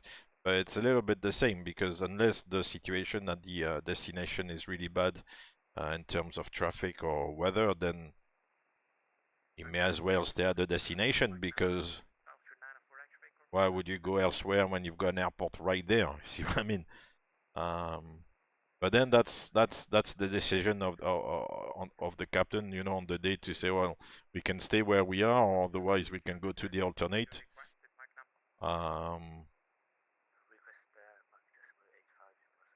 And then if you decide to stay, then you have to start kind of, as I like to say it, like throw the toys out of the pram a little bit with ATC, kind of start saying, well, minimum fuel and all that jazz. Minimum fuel is basically like starting to let them know that any major faffing about, you know, deviation to what stands as a current clearance is gonna put you into the red, so they kind of need to get you in quite quickly.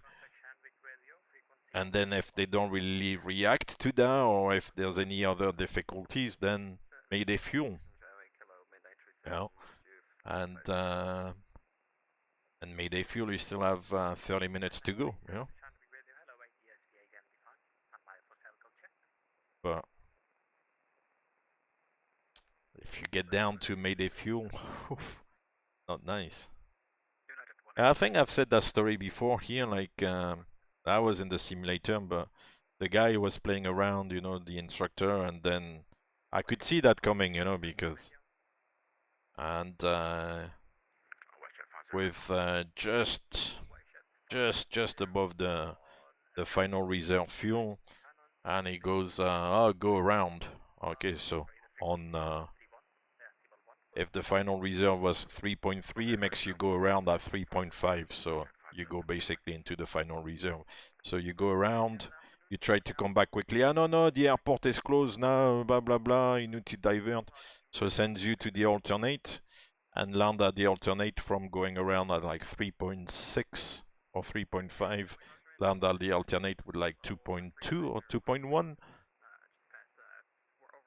And then it goes, you see, what's the problem? The aircraft is flying. You've got 20 minutes or 15 minutes left of fuel, but it's like, the aircraft is flying. What's the problem? So, yeah. But that wouldn't be so nice, man. So, yeah.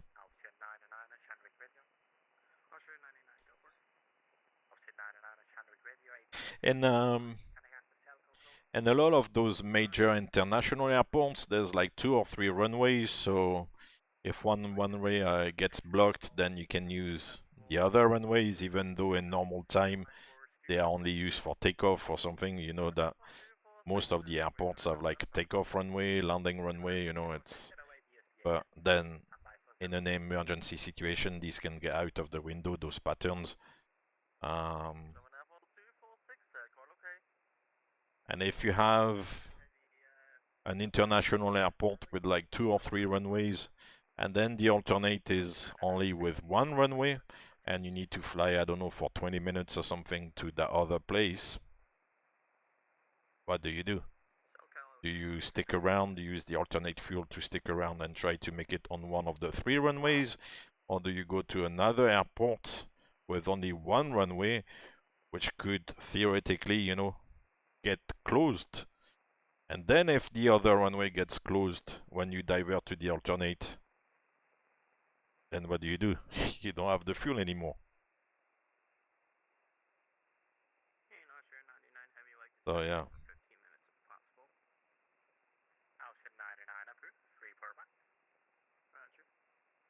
It's flying, but not for long.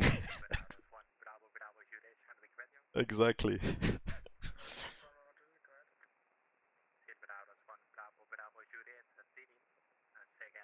It's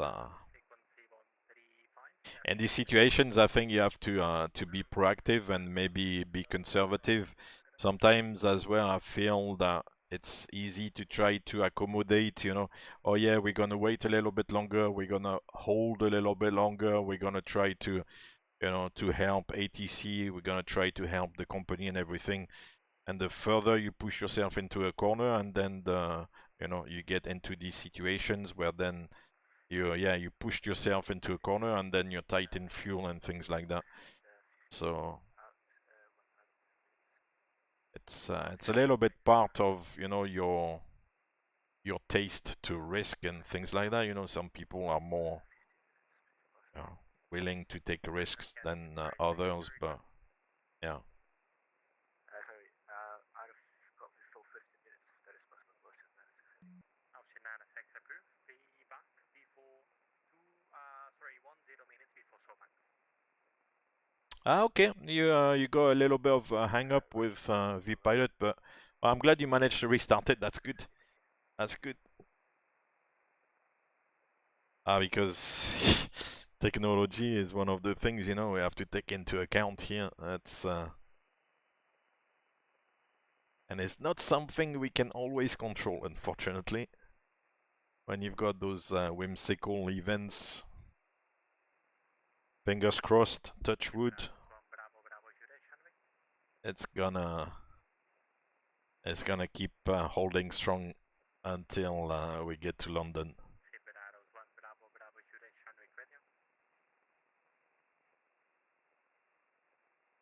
Oh, it's nice now with the sunset. I did promise you a sunset. Here it is. Beautiful.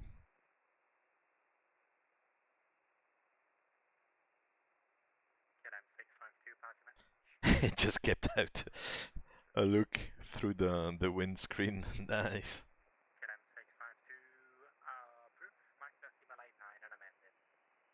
Yeah, it's a short day, huh? You leave Washington. It was maybe the sun came up at like 11:30 Z. It's now gonna be 1800 Z, so it's yeah, 7-hour day basically. Traveling in the wrong direction for the sun. You're going at like 1,000 kilometers per hour in one direction. The sun is going even faster in the opposite direction. The day doesn't last too long, eh?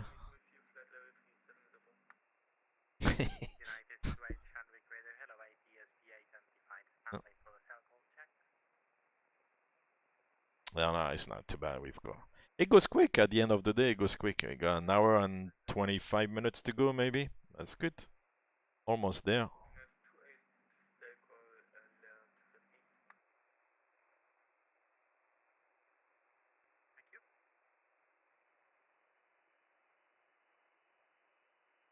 I think there was a lot of people going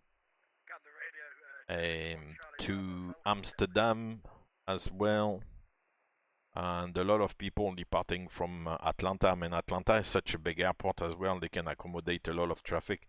Because that's why I was like thinking like Washington was a good place, because it has like so many like heavy gates physically in the scenery, and you know, so one last coffee to stay awake. Oh no, not now, no coffee now. Otherwise I'll be up all night, man.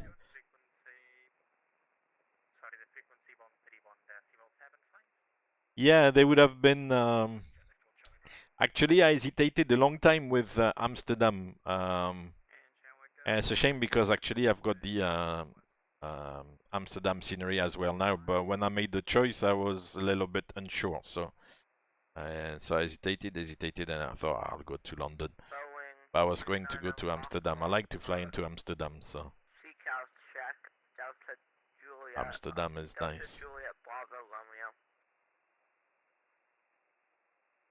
And I would have definitely flown a KLM.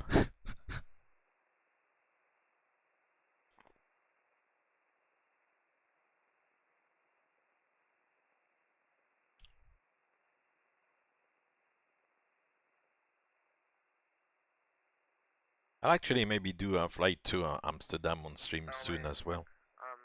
Shamrock, Boeing 29 Yeah, it's a nice airport. I like the viewing gallery or whatever they call that in Amsterdam, where they have the Fokker on display. F-O-K-K-E-R, not the F-U. Oh. Foxtrot, we have just gotten the sea cow. Yeah. The KLM boys, they've got the master like taxiing from 18 right. A taxi probably at like 30 knots or 40 knots. They go like the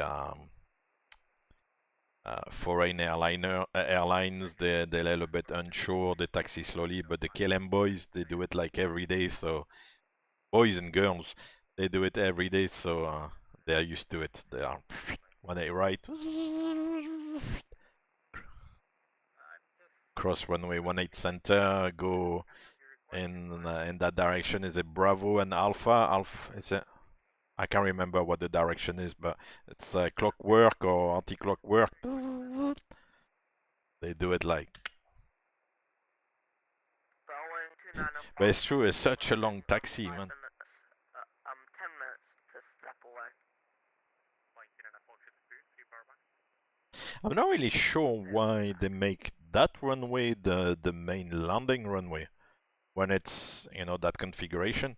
Why they wouldn't use 18 center? I know they can do 18 right and 18 center at the same time, but why wouldn't they make 18 center as the main runway? You know, which is closer to the terminal. Why would they make 18 right the main landing runway? I don't know.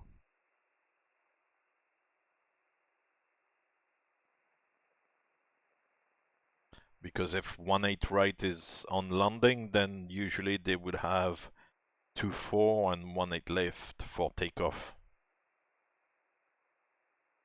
From what I understand, the way they work it out is that sometimes they have 2 takeoff runways and 1 landing runway when there's more traffic on the ground trying to go, and then vice versa when there's more traffic in the air and the rush is on arrivals, then it's 2 landing runways, which tend to be like 18 right and 18 center, and then they'll keep 1 takeoff runway. So maybe the noise, yeah. The what's the name of that 18 right runway? It's called like is it Polder or something like that? I can't remember. It's maybe out a little bit further out, so it makes less noise. Yeah. It's away from the city a little bit more. Yeah.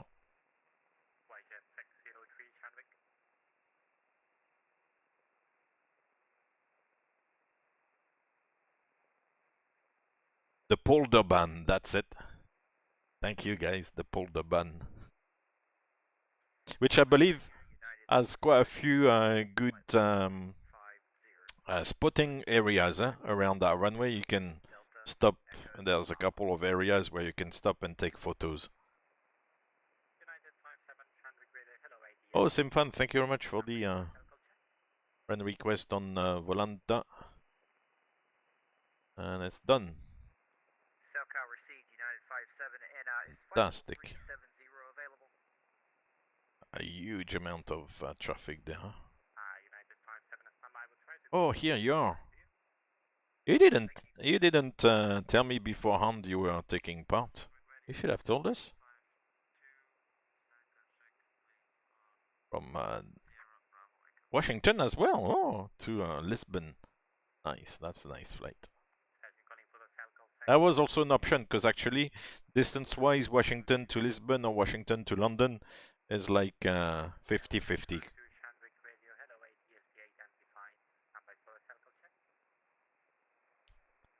That's it. The sun is setting. You know that I don't particularly like to fly at night, but unless I start playing with the time settings in the simulator, then the day was starting in Washington at the beginning, and if you just follow the normal timing, then now it's getting dark. So unless I fiddle with the settings, then that's just the way it goes. Huh? In the opposite direction, the day never ends, you know. But going east, the day is shortened.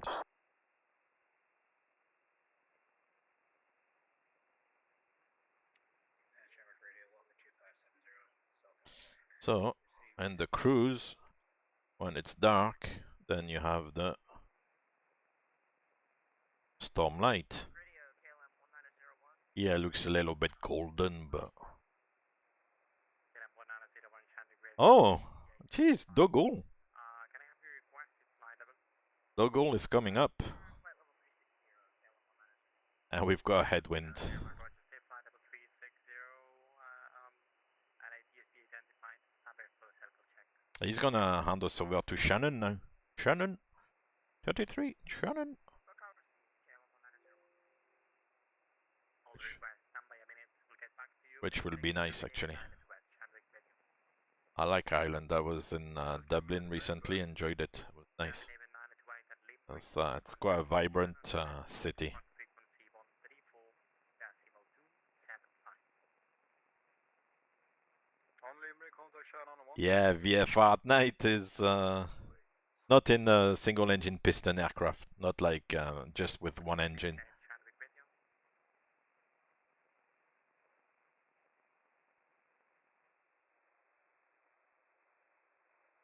Oh, there's a Concorde on Volantag. Check this out. Air France 200 Concorde. Ah, but he's going to one of the zones. Wow.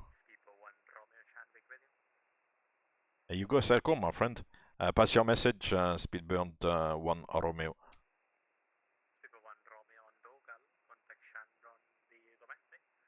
Frequency 122.975 at the goal with Shannon, Speedbird 1 Romeo. Thank you very much. Have a good one. Bye bye. Shandong Radio, Gamma 646, request SAILCOM check, Papa Quebec, Alpha Juliet. To be fair, on the aircraft, the HF Pembroke Center, KLM 626, back in the cockpit. Welcome back, break, Gamma 646, Shandong Radio, hello, ATSB. will be exactly like this. These are the, that's the radio panel. The VHF will be tuned to 12345, for example. Disregard that HF frequency here. And the HF, these are the two HF radios there, the transmit select and everything there, and the volume. It will be all switched off. We wouldn't listen to HF. So he's calling, Speedbird 1 Romeo, are you there? Unless you do cell call, that's what the cell call is for, is to attract attention and get us to go on the radio.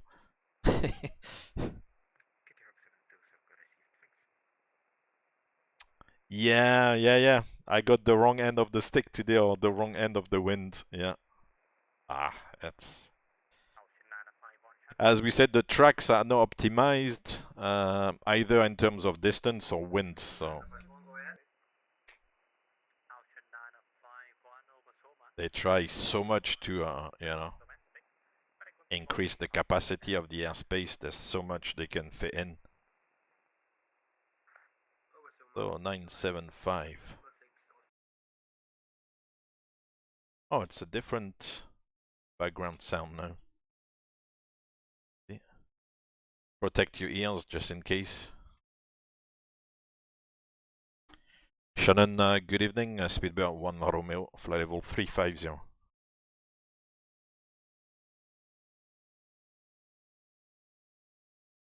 Speedbird 1 Romeo, Shannon, hello, squawk 6630. Squawk 6630, Speedbird 1 Romeo. So 66.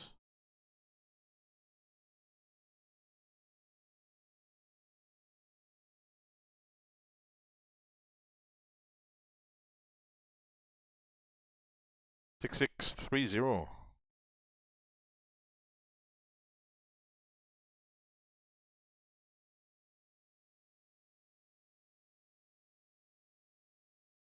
Yeah, it's exactly, you know, why you have all those tracks and why it changes every day, because the wind patterns are, you know, changing all the time, and maybe a couple of days ago this was more beneficial, but today it's further south or maybe also further north. It's changing every day. Hoping for directs. Yes. Direct. Give me a direct. Romeo, thanks for the contact. Roger.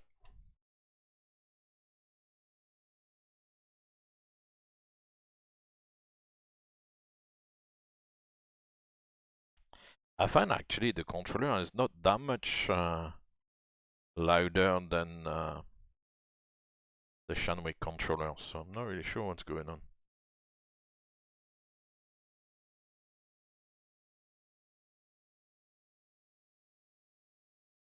Is there any potential for direct here? Not too much, to be honest. Yeah, it's pretty much a straight line.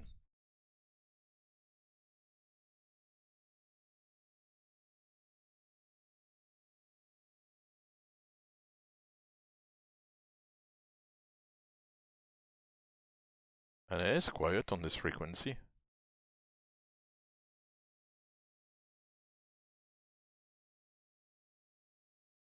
Oh, check that.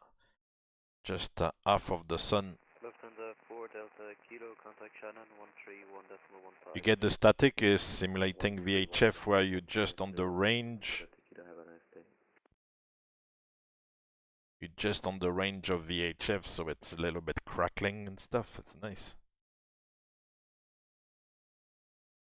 So I found out, I mean, it's not like a big found because, I mean, that's been the case for quite some time, but that the range of Unicom is 15 miles, and if you have like a ring of 15 miles and then 15 miles with another aircraft, if the two circles are joined together, then you get 30 miles basically. That's the range of Unicom with two aircraft. Ahead of the pack. Oh, good. At least no holding. I'm not really sure what the first slot was out of Washington. I think I was in the first ones, but I'm not sure exactly when it was starting. I was supposed to go at 12:56. I think I went a few minutes earlier. Yeah, I'm not sure. Atlanta is further south, so they will be a little bit behind.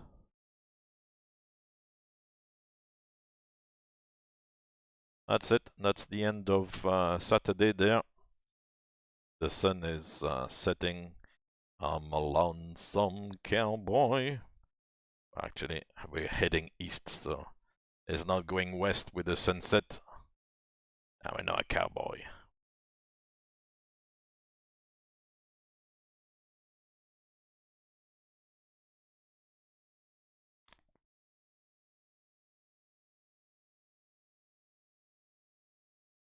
Cool, that's it. That's the last rays of sunshine.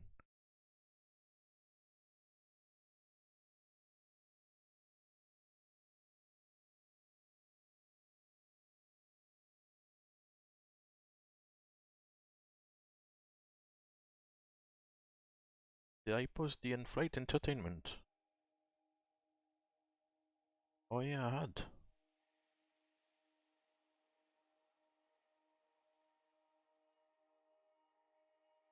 Oh well. I want to do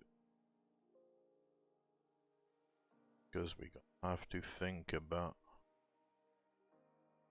Oh, Scottish control is on. I got Cork at 80s and Shannon 80s. Okay. I could look at Shannon. Runway 24, 220 at 4, light showers of rain, 10 kilometers or more, few 1500 feet. You can go into Shannon.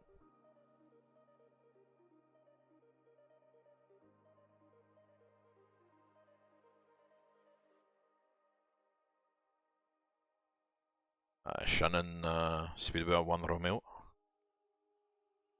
Speedbird 1 Romeo, Shannon, go ahead. Yeah, you wouldn't know by any chance the runway news in Heathrow tonight? I think they're landing westerly, so you can expect 27 after 27 right. Oh, okay, thanks, Speedbound 1 Romeo.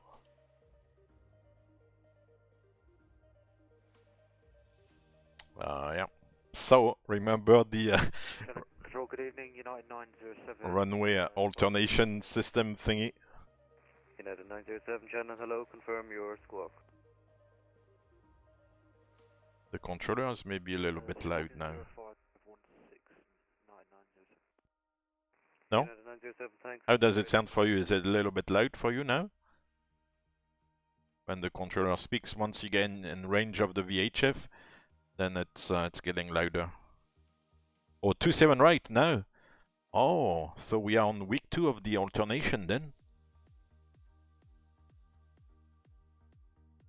Hi sir, 580, contact Shannon 131.15, good day. 13115, Ice Air 580, thanks.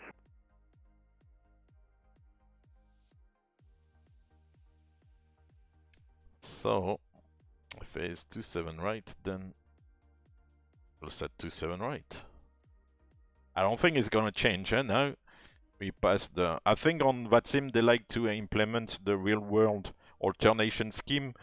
So if it's 27 right now, then it's gonna stay 27 right.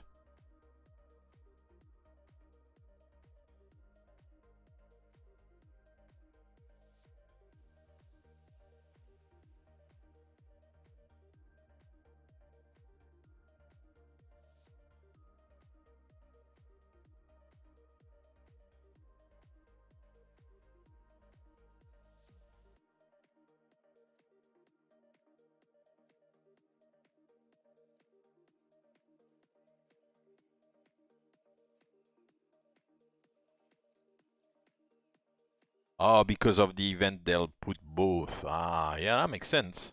They increase the capacity, yeah. Because if they can do parallel approaches, then they're in a good position.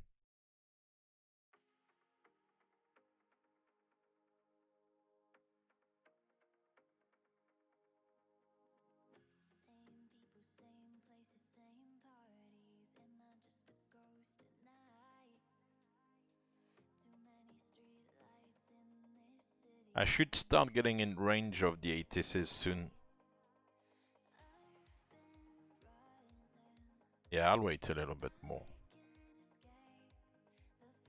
Because the weather might turn the runways to the east. 50, contact Shannon 131.15, goodbye. Shannon 13115, West Jet Transfer. They're not gonna change in the middle of the event or of the rush. Shannon, good evening, United 1889 Heavy, level 350, inbound Dogal. United 1889. And we're doing it again at the Simulate 55. Squawk is 1010, United 1889. Gosh, United 189, thank you, radar contact. 500 miles to run. Sun Control, good evening, United 9024 Heavy, level 410 over Dogal. United 924, Shannon. Oh, hello, variable at 663. 6. That's very useful. 33, United 924.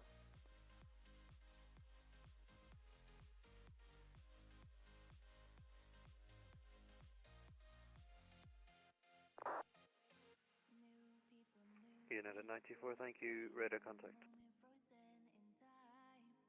Yeah, there's quite a few controllers in Dublin, actually. Shannon, hello, Shamrock 104, direct to rest now, flight level 290.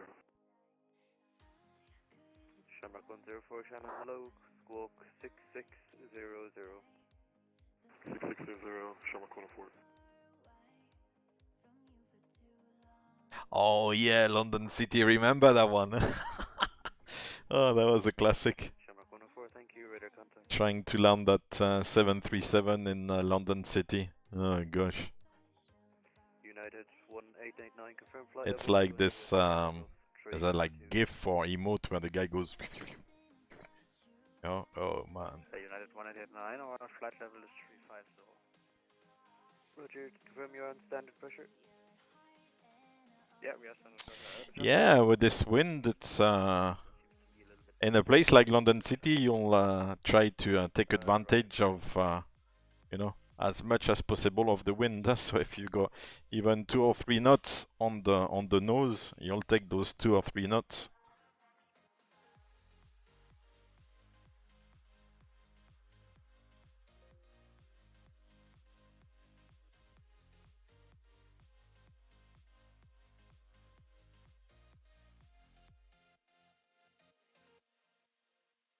One thing I'll start doing though is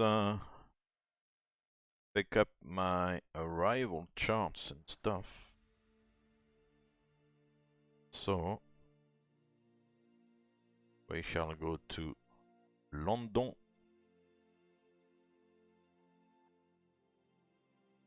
We're arriving via Newgra, which is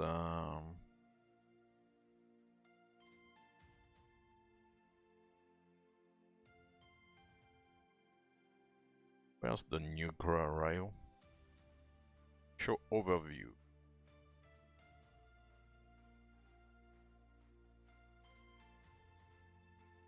Oh yeah, it's the Bedek and Lambourne and Newgra. Okay. Here we are, Newgra. So it's Bedek and Lambourne. Newgra. Is there another Newgra though? No, there is Tobit. That's the one. So bookmark this. Oh, it's funny, I had the renewal of the Navigraph chart a couple of days ago, maybe 3-4 days ago. And they did the renewal of the subscription automatically. Like, oh, what is this? And then, oh yeah, Navigraph, gosh.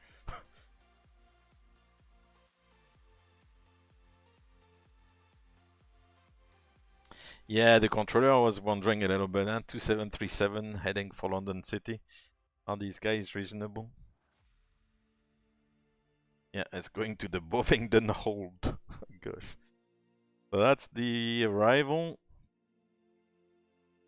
And then we'll bookmark the 2 approaches until we know for sure. And that's exactly the situation that you could put one on route 1 and one on route 2, so that you can change quite easily at the last minute. And then the ground charts. Airport briefing here, there's so much information and I don't want to bore you with all that stuff, so I'll skip all that stuff. And then we'll select the taxiing. Oh, sorry, the airport. Taxiing, I'm not really sure what this is. Ah, we can taxi that. And parking stands as well. On the ground, it's a little bit tricky. So it's maybe good to review the ground. So if we land on 27 right, then most probably vacate Alpha 9 Echo or Alpha 10 Echo, and then I would imagine stay on Alpha, and the plan is to go to Terminal 5, so any of these, I think that can take 777. Not gonna go to one of these with British Airways, they'll send you to Terminal 5. Taxiing, what does that say? Yeah, there's actually... Okay. If it is 27 left, then we'll probably make it out at November 6, and then check either first or second left on Bravo or Alpha, and then we've got Delta, Charlie. At night sometimes, with the scenery, not a lot of taxiway signs, and it's a little bit dark. It's not easy to taxi on the ground. And if it's 09 left, if it changes by any reason, then Alpha 7 and probably stay also on Alpha. Then Delta or Charlie.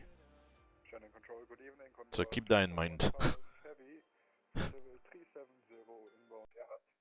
Always easy, actually, taxiing on the ground. 6612. It might look like it's the easy part, but no. 12, Condor 245.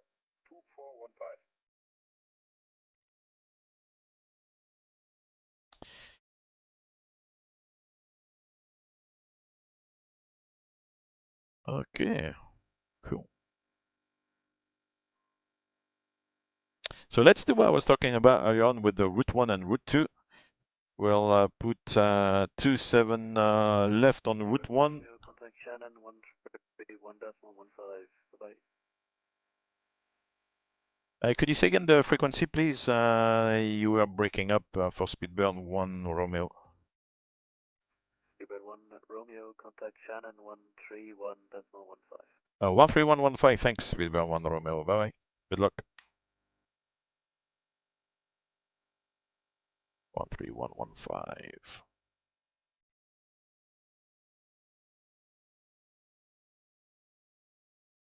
Shannon, good evening. Speedburn 1 Romeo, fly level 350. Speedbird Romeo, Shannon, good day to you, identified. Fantastic. So we'll check the recall. Yeah, there's nothing there. Everything is good so far. Notes, nothing either. On route 1 then we'll go Niagara 1 Hotel, ILS 27 left. Yeah, Bovingdon, so Bravo November, November. And execute. Citation Collins again. Yeah, Shannon Control, very good day, 18616 with the passing 260, descending 240 inbound, let go. So, 16, Shannon, good day, identified descend to flight level we're looking 15. at London, Heathrow. Descending 150, 18616. Transition level probably gonna be maybe 80, we'll see.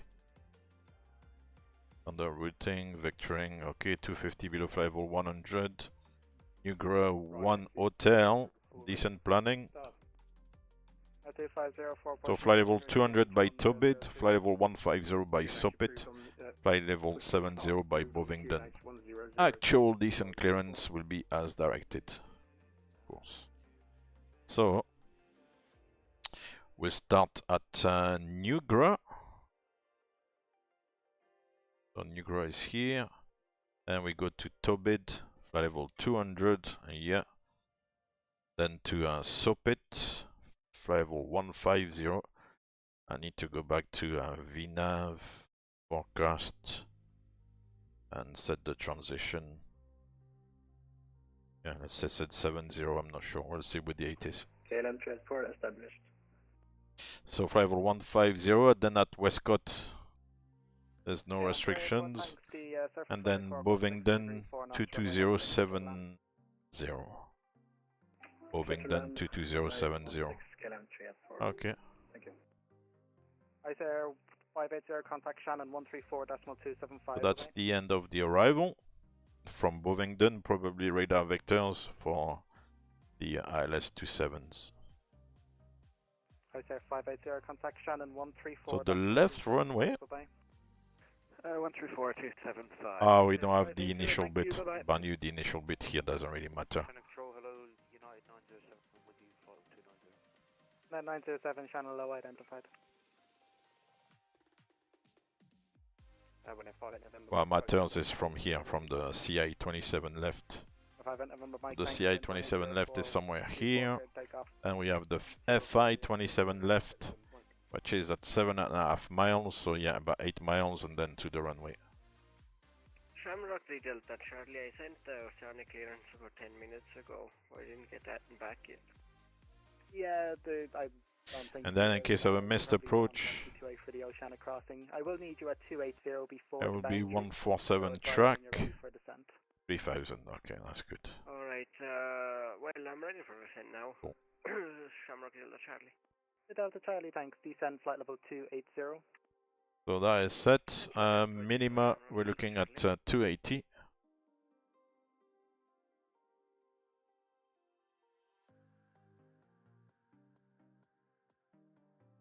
QNH was 1011. We'll go auto brakes 3 and work out the VRF. We should land there with about 14 tons. We'll add up to the zero fuel weight 225.6. That's gonna be 239.6. That's it. So VRF 30 is gonna be 146. Like so. Welling 8616, Earth 1 Romeo arrival for runway 16, descend flight level 80. Okay. And now here's the use for route 2. So you can go again to departure arrival. Go to the index. Then you go route 2 and departure arrival. So we can go into Heathrow arrivals. ILS 27 right. Once again select the arrival, which was a Nugra 1 hotel and via Bovingdon. And then go to the legs. Oh, I left the mess here. What I'll do now is go to Bofum, update this, put it at the top of page number 1, and this. Leave it there, review the waypoints again, so New Grotto bit, Sopit, Delta 1, Delta 2 for 24, hold short. New Grotto bit, Sopit, Westcott and Bovingdon. There'll be one to land before I get you away. So New Grotto bit, Sopit, Westcott and Bovingdon, and then the transition for the ILS. Shamrock 3 Delta Charlie, I'm just gonna disconnect now. I couldn't be bothered to fly over there. Okay, have a very nice evening. Bye now. You can't be bothered. FI 27 right, yeah, it's the same. Okay. Shannon, good evening, United 924 Alpha 410 inbound Bolton. Reduce the speed a little bit. Hello, identified. And the platform there for 27 right is also yet 2500. In case of a missed approach there, it's a right turn 316. So 316 and we climb to 3000. Yeah, and minima 280 as well. That's very convenient. 58 November micro cool. Passing altitude. Just approaching 5,000. Keep auto brakes 3 regardless. That's it. So if it's 27 left, then we can thank you. Identify. We can go on to our route 2 and activate, execute, then maybe tidy up, and that's it. Shamrock 7 Echo Golf runway 16, line up and wait. Nothing else to do for the moment. Let's wake up FS to crew. Do the briefing. So it's gonna be vectors, cat 1, 280, 30 dry level 3, APU, transponder. We're gonna go to the gate and weather and terrain.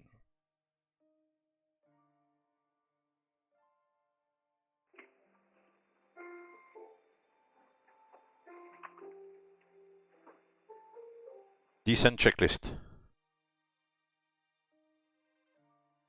KLM384, welcome to Cork.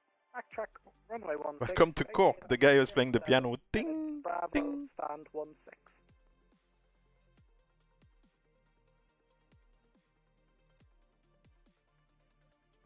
Checked. Backtrack, 16, wake at 07, Bravo, stand. Please take understand, KLM384. Checked. Stand 16. Stand 16, KLM384. Checked. Set and checked. Welling 86160, send altitude 3000 feet, QNH 1002 from Barnu, cleared ILS approach runway 16, report established. Saying 3000, QNH 1002, cleared ILS 16, full report established, running 8616. Completed. And a 2504, the winds of Shannon 182 degrees 4 knots, runway 24, clear takeoff. Clear takeoff 24. Oh, FS to crew is on the volume of prepared, okay.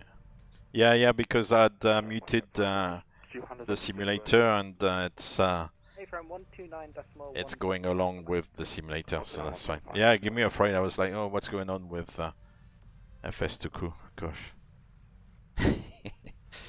It's a lot to manage.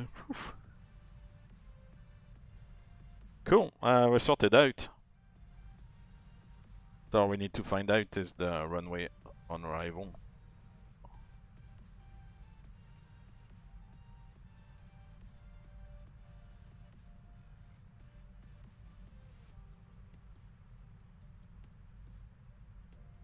Oh wow, Edinburgh is on. Gosh, that's nice.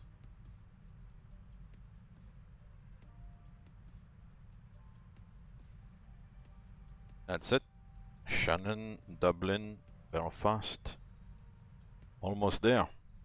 7 Echo Golf, the surface winds 160 degrees 4 knots, runway 16 cleared takeoff. Cool.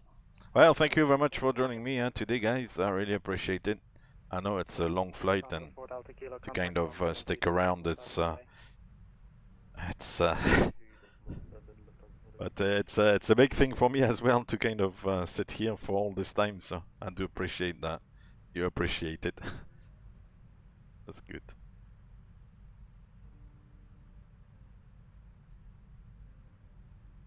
Oh, we'll let the dogs out. Oh, oh, oh, oh, oh, oh. Yeah, so far so good. The sorbomitis is not too bad. 1 Bravo Bravo Juliet channel low identified. I was a little bit concerned, but it's okay. I've managed. As I said, once I get there, if everything goes well, there's no crashes of the PC or anything like that, I'll get to the gate, shut it down, and but then I'll go into the London night, sample Are you happy to take another departure? the delights of London nightlife, and leave you quite promptly. So. Joystick, so stay on the taxiway and do that, and then we'll be ready. Yeah, so backtrack there, onto Charlie, hold short of the apron. Backtrack onto Charlie, hold short of the apron, Shamrock 7 Echo Golf. There'll be a KLM, he's just passing by now, so by the time he gets there, he should be clear. Yeah, certainly. Apron, weather radar, here is, down here. Copy that, thank you. We'll stay clear of the KLM, Shamrock 7 Echo Golf. This bad boy here, yeah. So at the moment you've got weather plus threat function enabled there, and automatic tilt on the weather radar. You can go on to weather only. It changes on the navigation display. Just check your microphone there, it might be muted. You get weather only.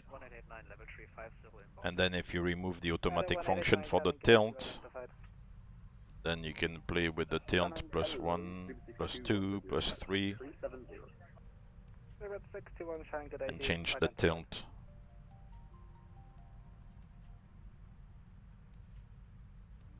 I'm not really sure what the ground clutter and map function will do here in the sim.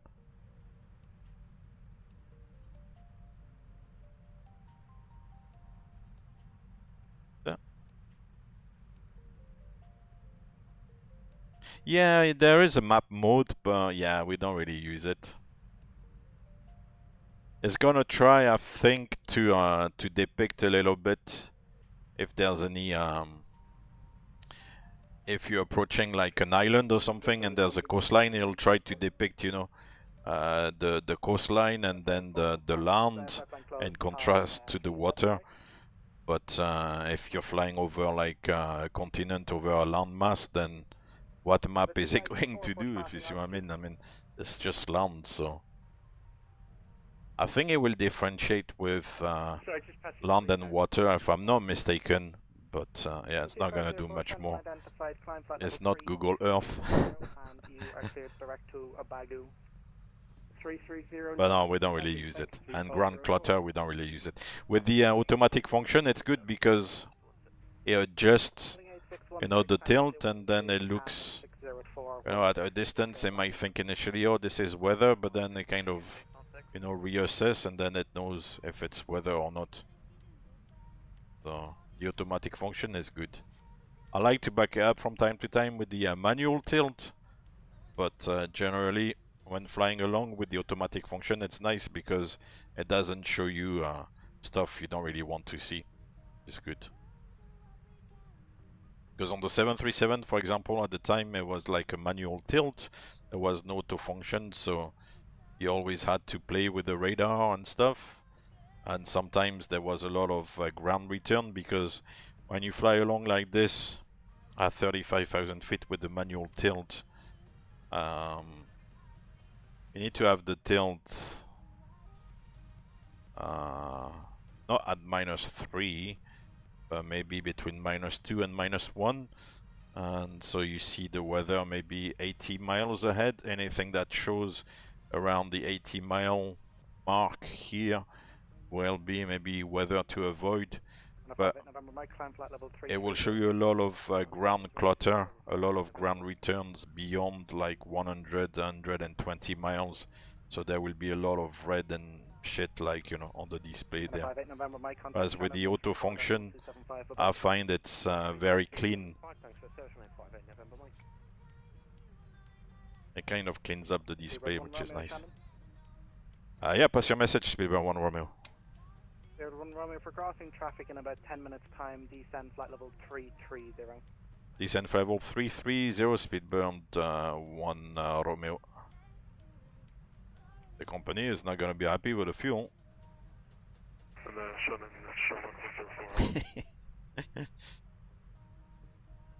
Iraq 104, Shannon, good day, identified.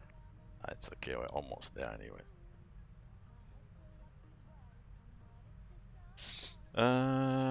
Where was I with this weather radar? I wanted to reset the weather plus threat.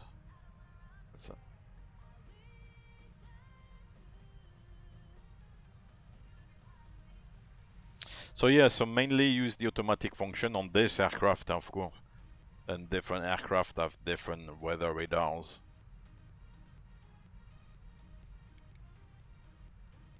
No, I'll make it like this.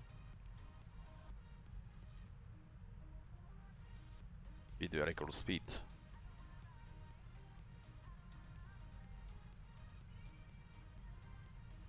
Yeah, always find somebody to blame. Exactly.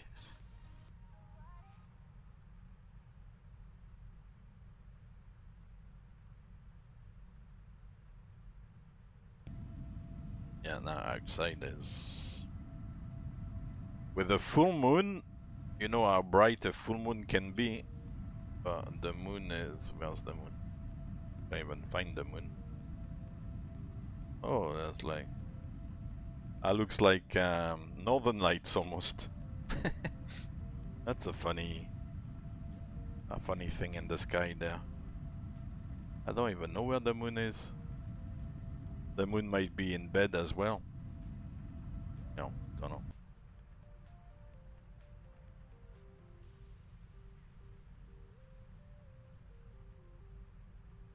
So it's quite dark out there. That's why I don't particularly like to fly at night, but as I said, I'll just do it in real time. Also to pass on the ETAs and everything, it was easier to have it in real time. He's on strike, yeah, on strike. 11 Shannon Control, good day to you, identified. The French were about to go on strike, or they were on strike recently. They're always on strike, so okay. Uber 98 Shannon, good day to you, identified. Shannon Control, good evening. 27 Alpha, A320 Stone 37, information Bravo request. Clearance, please. Oh, there's an ATIS for Birmingham, so... 2504, stop climb flight level 290. Stop climb at 290, 2504. Welling 18616, welcome to Carrick, 180 backtrack onto 07 Bravo, stand 13. Backtrack 180 07 Bravo, stand 13, 18616. Oh... 2504, contact Shannon 134. I think Heathrow is beefing up a little bit. Shannon 134275, Ryanair 2504. I think Heathrow is beefing up a little bit.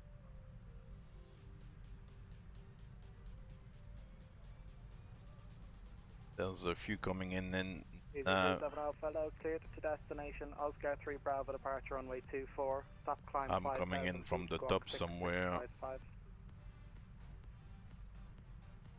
Yeah, it's gonna get busy a little bit in London.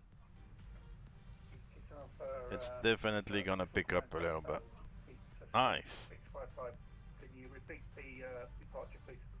I'm on a more northerly route for the arrival, but I think by the time I get there, there's gonna be a lot of traffic coming in from the south. Line up and wait, there's one item in the backtrack. Copy that, line up runway 16, Sherman 7 Echo. I will see how it goes. EZ27 Alpha, reback is correct call, fully ready. Oh, are they? There's so much I can do on the speed, huh? Decimal 86.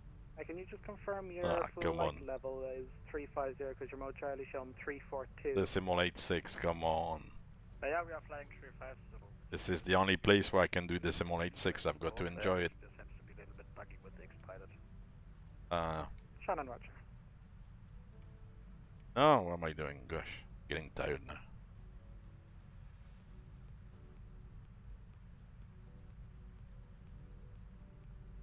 Yeah, that would be an opportunity to demonstrate as well. Yeah, definitely.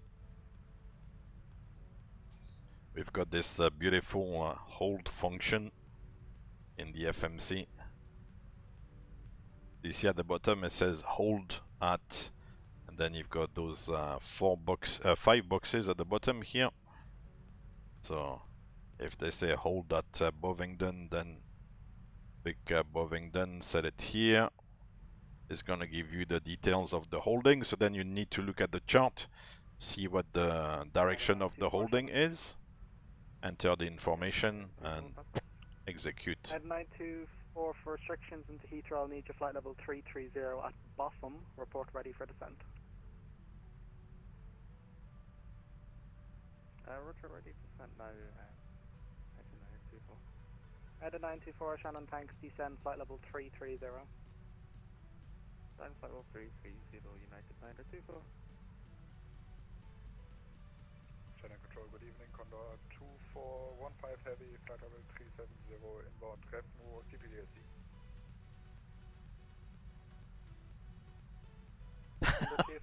You want me to do manual holding? A manual holding? Gosh, no. Leave the automation do its thing. First United 907, contact Shannon Control 134.275, bye-bye. 134.275, United 907. Otherwise they'll send the fighter pilots there and say he cannot fly, he's going over like Buckingham Palace.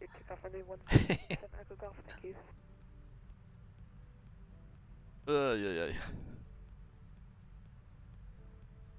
You know, we are a little bit like a creature of habits and like to take it easy, like flying holding manually. Oof.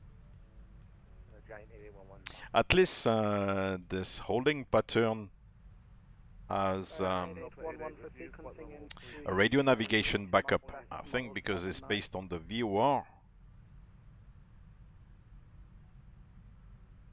If you look at the arrival chart, where's the information actually? Sequencing into Heathrow, reduced to Mach decimal 79. Bovingdon. Oh yeah, here it is. Here's the holding information. So it's inbound 116, so that's radial 296. Inbound, right turns, and if there's no information on distance or time, then you have to assume it's 1 minute. So you could theoretically fly this in track select also instead of LNAV. Fly the radial inbound turn to the right on a reciprocal track, time 1 minute, and then come back in. It's not unfeasible. What's more difficult is when it's an RNAV waypoint, because of course RNAV there's no references, so how do you know if you're on the right, you know, inbound track to the holding point?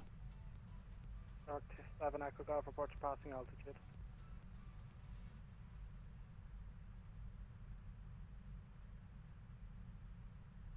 But yeah, otherwise it will be interesting. Leeward 1 Romeo, contact correction, contact London Control 133.7, bye bye. 133.7, speedbound 1 Romeo, bye bye. Let's do it up there. Silver Arrows 1 Bravo Bravo Julia, contact London 133.7, good day. 133.7, have a good evening. Ah, right, changing this. Mark 7 Echo Golf, report your passing altitude. Ryanair 7 Mike, thank you. EC59, report heading to Scottish 133.2. 133.2, report heading easy 5. 9. Lufthansa 8 Echo Kilo, contact Scottish 133.2. 33.2, Lufthansa Echo Kilo. ISR 242, contact Scottish 133.2. 133.2 for ICL representative. KLM 1. Oh, 9 left. Say again for KLM option, Are you established?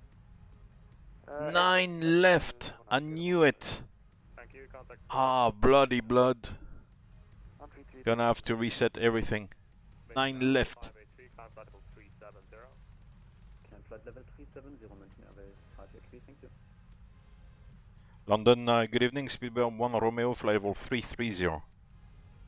Hello, Speedbird 1 Romeo London, Niagara 1 Hotel for Heathrow.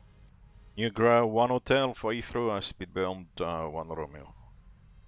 Aeroflot 102. Ah, no! 0.025. 120.025, Runway 9 left. Bloody blood. Alright, let's change that then. Shamrock 60 Golf, request from Amsterdam, route Bum. Where am I going? Oh, approach. 9 left. Hello, Mallet 622 London, roger. London Control, good evening, easy 5350. Oh, here's the initial approach from Bovingdon.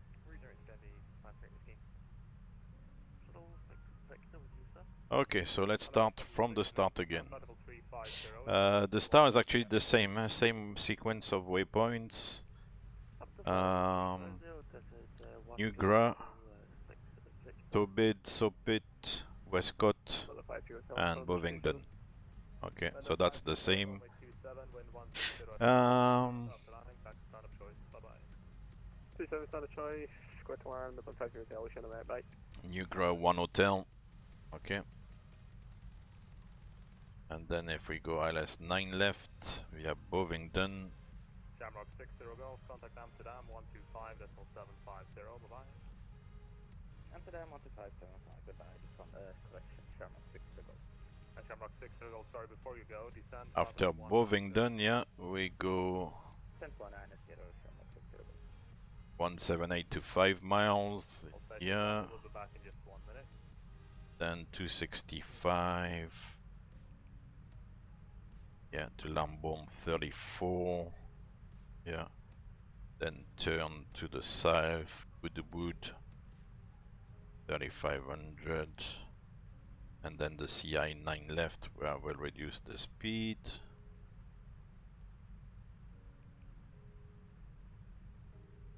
Okay. And then 9 left. Hey, same minima, 279, so 280. Okay, that's good.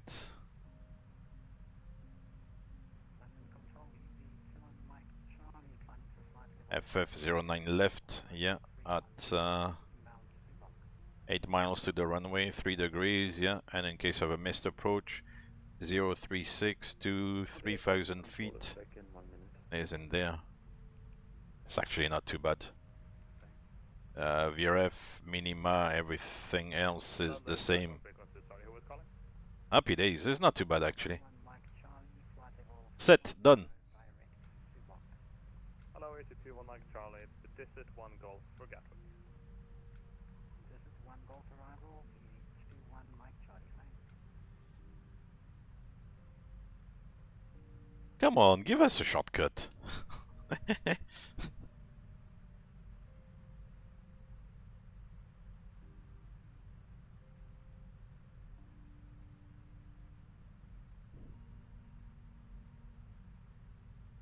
Let me check about that actually. I like that though. That. No. The minimums are the same, so that's the only thing. The landing configuration is the same. Flap 30. The runway, be it dry or wet, doesn't really matter. Auto brake still level 3. So yeah, theoretically, because there's a change in the in the minimums, in the setup, and you'd have to rebrief. Theoretically, you're supposed to do the descent checklist again, but here, because it's already recycled it and all that stuff, I don't want to upset. Yeah, they changed to 9 left. Here is, that's the ATIS. ATIS for Heathrow Information Alpha. Runway, arrival runway 09 left.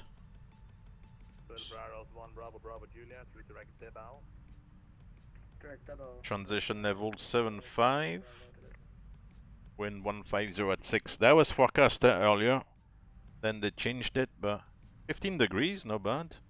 1011 Information Alpha. That's it.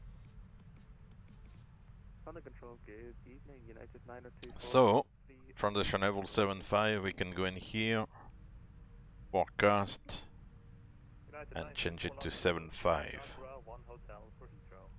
And we'll see what level they give by Bovingdon, because now at Bovingdon it's an altitude, it's no longer a level, so we'll see. It's nice, at least we're landing, we're flying over Windsor, I think, to the west of London, and landing in an easterly direction. Now they'd be maybe more inclined to do one landing runway only, which might make the traffic quite busy, and therefore giving us the opportunity to maybe hold. Because it's busy to the south, huh?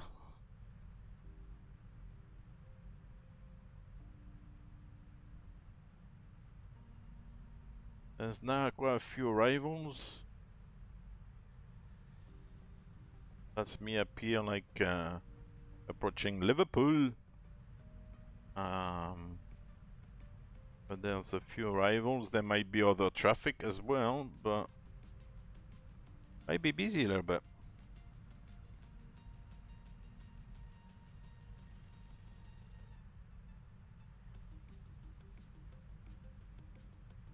Simfan, you're going to Lisbon, which looks fairly busy as well.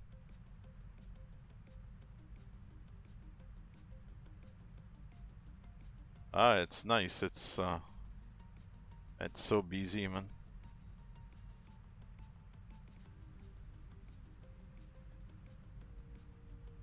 I got lucky this time because I didn't pay too much attention to the website to apply for the slot. I put the application in, then 113. Oh gosh. It's time for the landing rate prediction. Mamma mia, gosh. ET 538 Whiskey, contact Scottish 135.525, bye-bye. Then I think I realized by chance they actually had the slot, but then I had to wait for the opening time for the slot. I was actually in flight when the slot was opening, so I had to wait a few hours until I get back. book the slot a little bit quickly because I didn't really know. KLM 934, contact Amsterdam. 158 arrival in Heathrow, nice. Thank you, KLM 934. Silver Arrows 1 Bravo Bravo Juliet, you able? Flight level 370.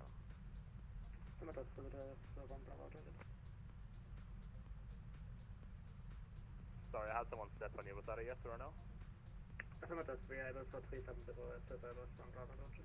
Thank you, Silver Arrows 1 Bravo Bravo Juliet. Climb flight level 370. There's somebody behind there. 350. Don't know if we can see him.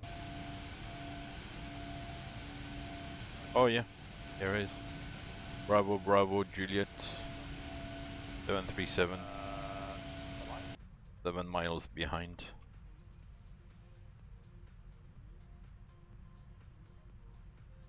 Has a lot of arrivals in Heathrow as well. Oh, it's your first CTP, eh?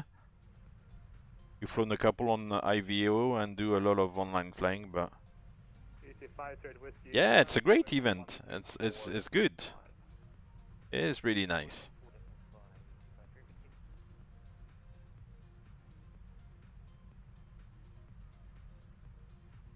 It gets so many people together at the same time on the network and make the network so busy, and it gives that that feel for, you know, realism.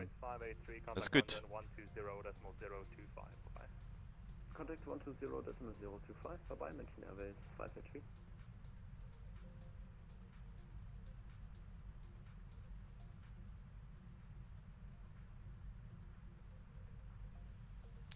Right, let's close the in-flight entertainment.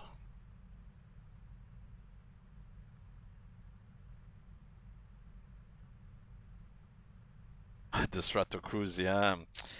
You know, it's the old discussion or argument about the developers making their products available for P3D and all that stuff nowadays. What can I say?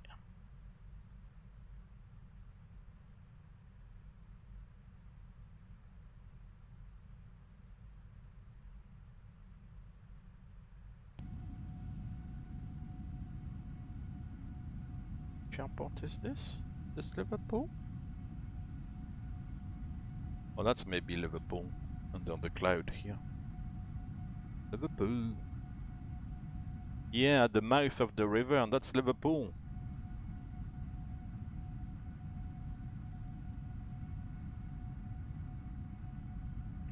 Silver Arrows 1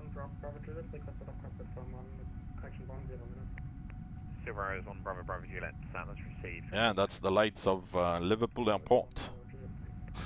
Fantastic. Lufthansa 4 Delta Kilo request out of cockpit for 10 minutes.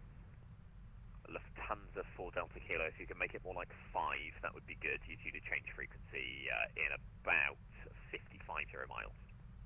Microflight, you're about halfway, is that correct? About 30 west? Roger, United 924, route direct Nugra.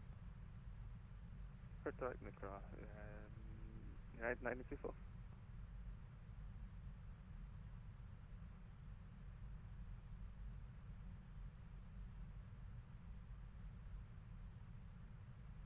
Speedbird 1 Romeo, contact London Control 120.025, goodbye.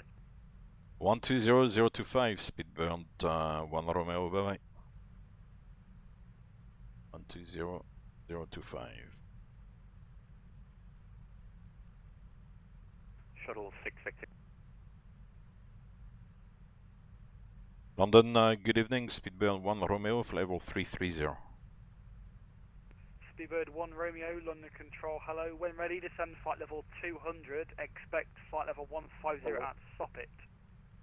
When ready, descend flight level 200 and expect 150 by Soppit, Speedbird 1 Romeo. So when ready, flight level 200, top of descent. It didn't specifically said to be leveled by Tobit, but it did say to expect flight level 150 by Soppit but I'll leave it as is. But I guess maybe the 200 at 2-bit 856 Bravo, descend flight doesn't level apply. 150 level by Kidley. Otherwise, he would have said descent flight level 200 to be leveled by whatever the point is, 2-bit. Is anyone there? 5 by 5. Oh, nice. Simfan, thank you. Descend flight level 150 level by Kidley. It's good that you took the plunge and decided to do it today. That's good. Shanx 19. Hey, Kicks, how you doing? Welcome back. Hope you're well. Thanks for joining us. 132.825, Shanx 100 trade field. Shanx 2806, resuming navigation. Have you been flying today, Kicks? Oh, nav, direct Kidley, Shanx 2806, thanks. 912, evening, Shuttle 18 Echo 7, 140 inbound wedding. Shuttle 18 Echo, London Control. That's it. That's gonna be a new graph. That's the beginning of the end, beginning of the arrival. Shuttle 6 Victor with you for flightable 350. Shuttle 6 Victor, London Control, hello. Expect flight level 150 at Kidley. When ready, descend flight level 200. Descending flight level 200 and expect... London is good on VATSIM because they are... the controllers are good. London is good because the controllers are good. But yeah, they are good, so... I mean, I'm not saying that in other places they're not good, but in London they are particularly good, so... Oh, you didn't fly the sim today, that's a shame.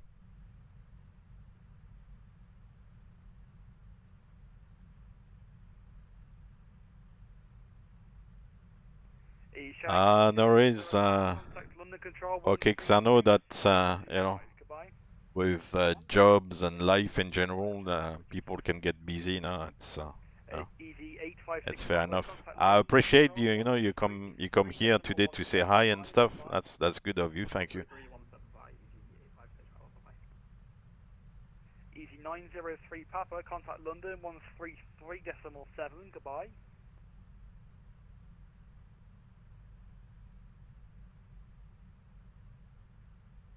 Easy 603 Papa, contact London 133.7, goodbye. 13275, easy 603.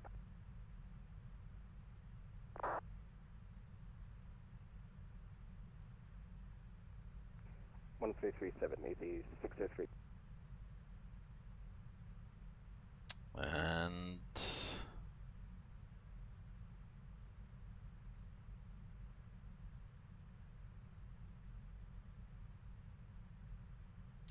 yeah, okay, 'cause you know it's been busy, and I think from a traveling point of view, apart from still a few countries like China or a couple of places in Asia, but the rest of the world is pretty much back to normal, I would say. You go to you know, North America or in Europe, or it's Munich Air 583, contact London Control. it's pretty much back to normal. It's just really amazing. So it is busy. Exactly, Strato. It's it gets busier, and when the controller starts speaking faster, do this, do that. Yeah. You feel that he's under pressure. Ah, come on, Vinav, don't do that. Don't tell me add drag. No. Why would you add drag when you are below the VNAV already and the speed is only 2 knots?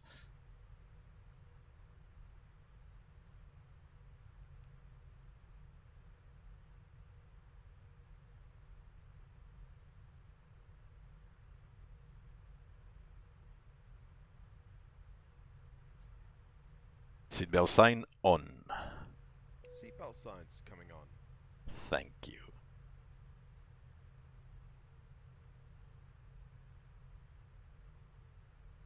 How's the job, Okix? I hope you're not working too hard. I hope it's a good job you're enjoying.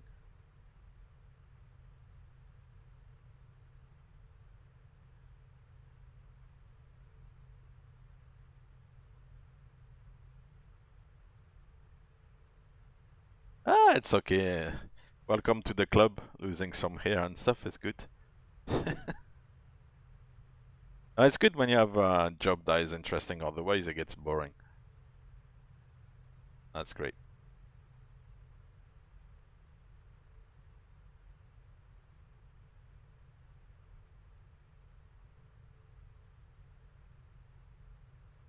And this side of London is quiet.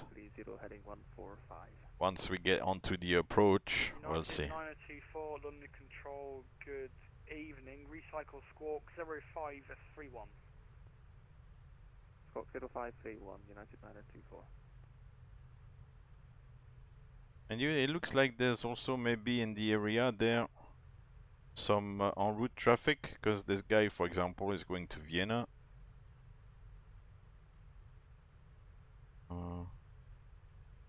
He's going to London.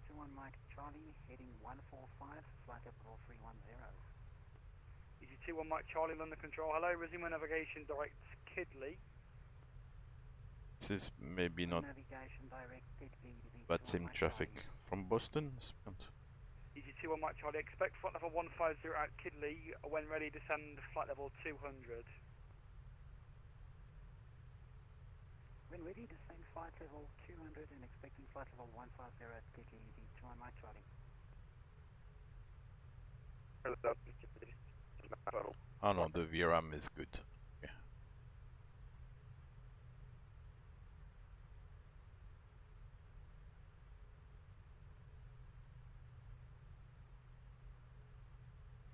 Station calling broken, say again.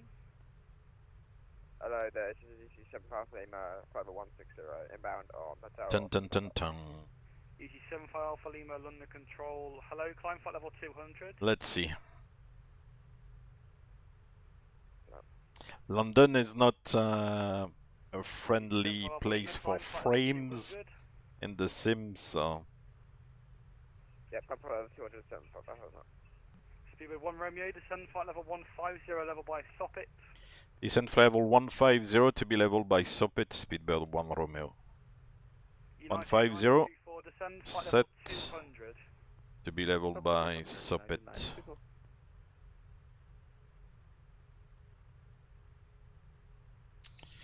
Warming up for the landing. Get the shoulder pads, helmet, knee pads, elbow pads.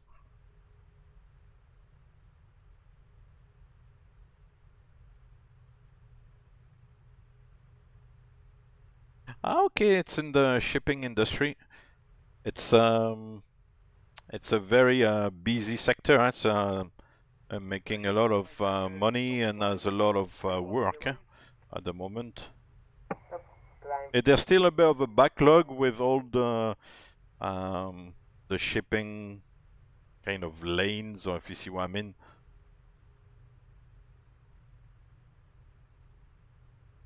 Oh, that's maybe the heavy showers later on in London there. In the early morning. I don't know how long it's gonna take to move across. Well, that looks like bad weather on there.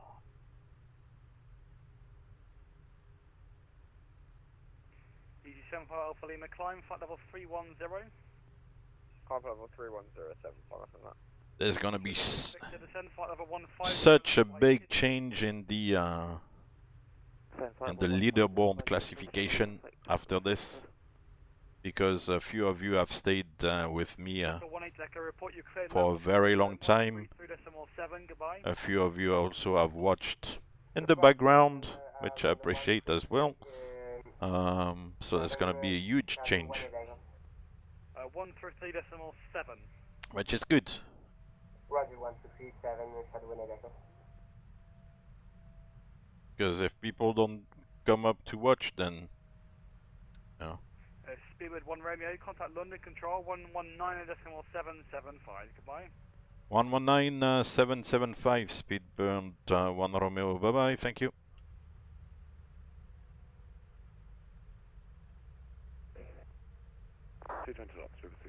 Sorry, Speedbird 667.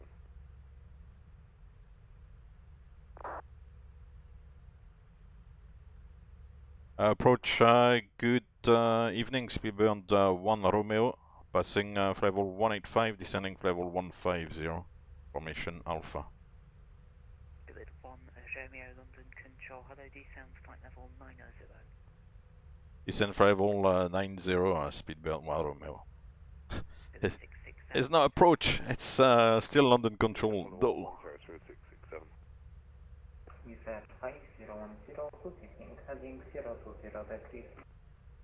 Okay, that's interesting. Of course, the demand has been huge with all the online shopping and stuff, but now inflation is starting to kick in and reduce the consumption. Huh? Yeah.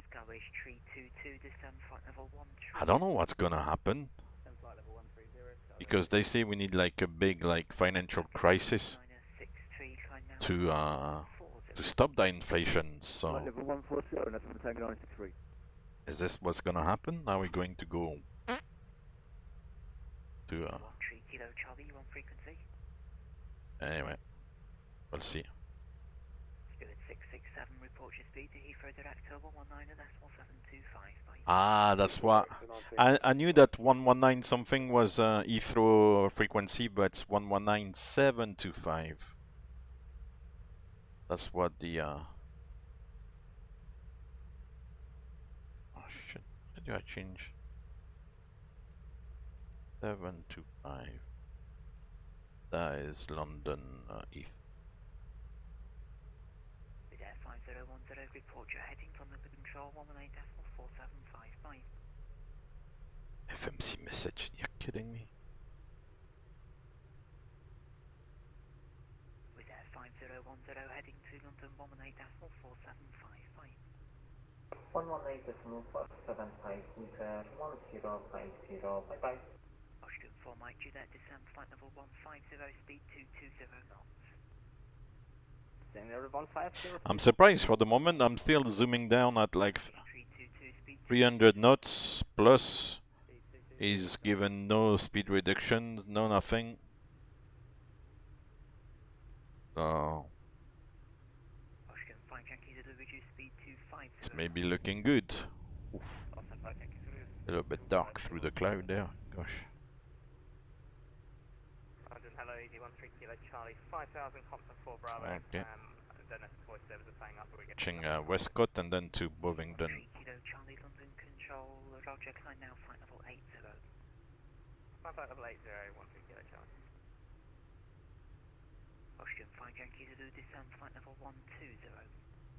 I'm not really sure, Simfan, about like flying slower aircraft. Descending 140 Austin, from correct. The only thing is that it might take too long for the flight to take place and then have ATC on the other side, if you see what I mean. If instead of flying in 7 hours, you fly in 10 or something, then they might be gone by the time you arrive. And you might be, of course, stuck to a lower level or something like that. But the regulation, I don't really know, to be fair.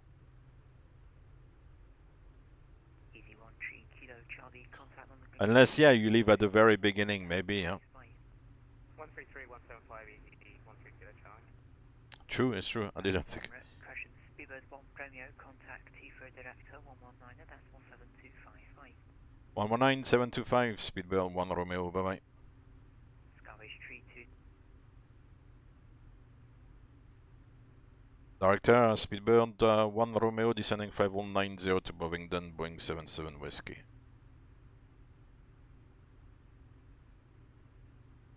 Hello?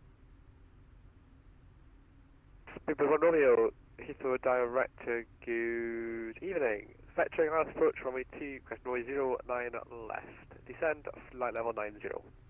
Descend flight level 90, expect 9 left, Speedbird 1 Romeo. Level 90. However, it's gonna have to give in the next 10 miles some directions.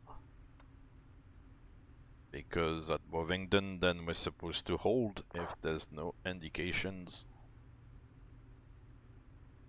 I will have to reduce the speed as well now. Gosh.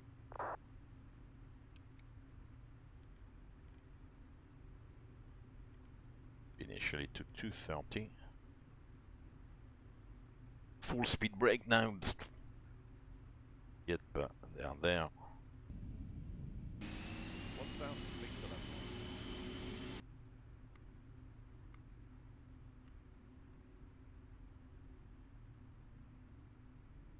Cabin crew, prepare for landing. Speedbird 1 Romeo, leave from Bobbington, heading 180 degrees, descend flight level 80. Leave Bovingdon 180 degrees, descent level 80, Speedbird 1 Romeo. Austin 5 Yankees to the new Christian Heathrow, director, good evening. Leave Lambourne heading 265, descend flight That's good, level 80. we're getting the vector. Descending 80 and after Lam heading 265. Yeah, of course, feel free to ask for the future.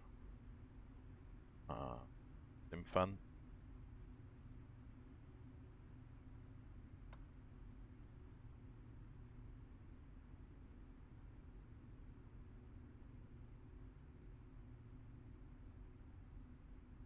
Speedbird 1 Romeo, descent to altitude 6,000 feet, QNH 1011. Descent altitude 6,000 feet, QNH 1011, Speedbird 1 Romeo. Okay, so we started the turn, so heading select 180, 6,000 feet. I'll keep 230, which is a better speed for the 777. It doesn't sound busy, so the traffic was probably cruise traffic we saw on Volanta. India Alpha Alpha is the island for the islands. Yes. There is. Ladies and gentlemen, we'll be arriving at our Do I have the speed brakes extended there? No. Please see the customer service agent meeting this flight or the video monitors inside the terminal for connecting gate information. For your continued safety, It should turn us right, I think. Try to do the CDA. Yeah, no hold. Speedbird 1 Romeo, turn right heading 235. Right heading 235, Speedbird 1 Romeo. Speedbird 667, fly heading 255. 35. 255. Feet to level. Oh, 1,000 feet to level off. Whoa, whoa, whoa, whoa, whoa. One level off, level off. Sky 322, Heathrow director, good evening. Expect factoring, Alice runway 9 left, leave Lambourne heading 265.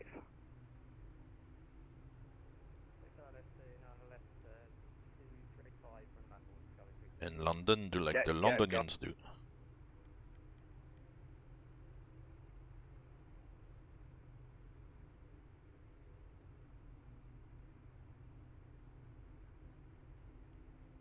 Let's see, we'll update this. Speedbird 1 Romeo, contact director 120.4, goodbye. 120.4, Speedbird 1 Romeo, bye bye. 0.4. Director, Speedbird 1 Romeo. Roger. Roger, Dodger. Roger.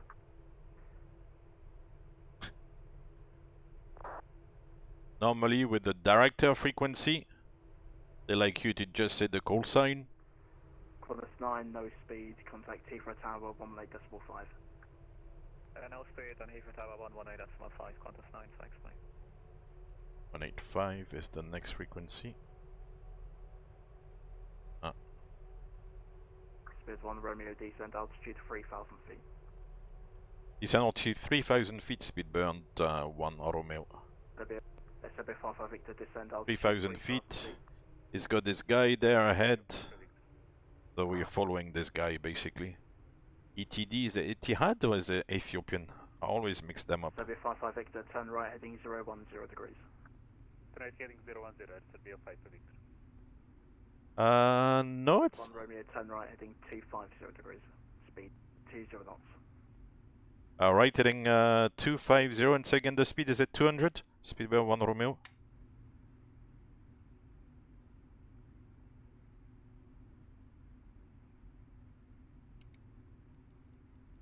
I confirm the speed for Speedbird 1 Romeo, please. Yep, 220 knots. 220, thanks. So we 55 Victor, turn right heading 060 degrees. Turn right heading 060, Sylvia 55 Victor. Flaps 1. Speed checked. Flaps 1. He's getting upset there. Gosh. So we 55 Victor, speed 180 knots.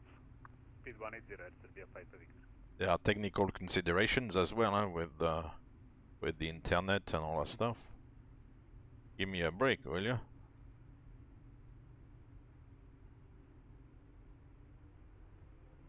Yeah, that's why. Yeah, I think that's why it is as well. Etihad is ETD and Ethiopian is ETH. Speed 1 Romeo, turn left heading 170 degrees. Left heading 170 degrees, speed burn 1 Romeo. 170. Bringing us in. Speed 1 Romeo, discard. Turn left heading 220 degrees. Left heading 220, speed burn 1 Romeo.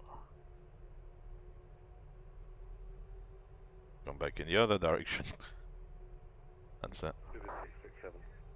It's gonna overshoot the turn though. It's gonna overshoot the heading. Hello, turn left heading 225. Okay, we'll make it 225 on heading 7667. Speed 50 X-ray, turn right heading 010 degrees. Right, we'll extend the center line from the FF. Speed 1 Romeo, speed 180 knots. Speed 180 knots, speed bird 1 Romeo.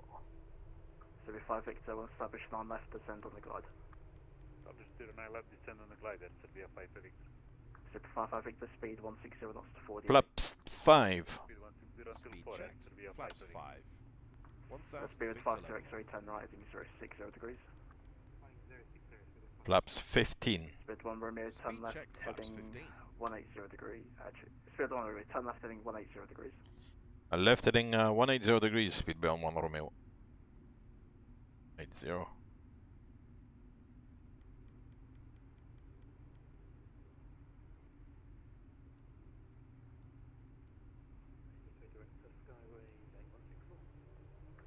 So 6164, Eva, Dr. Roger. Speed 1 Romeo, turn left heading 060 degrees. Left heading 060 degrees, speed burn 1 Romeo. Speed 50 X-ray, discard.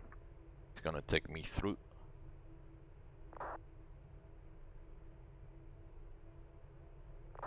Yeah, he's taking through the localizer. Hey, 747 show, how are you doing? Speed 1 Romeo, will establish localizer 09 left, descend on the glide.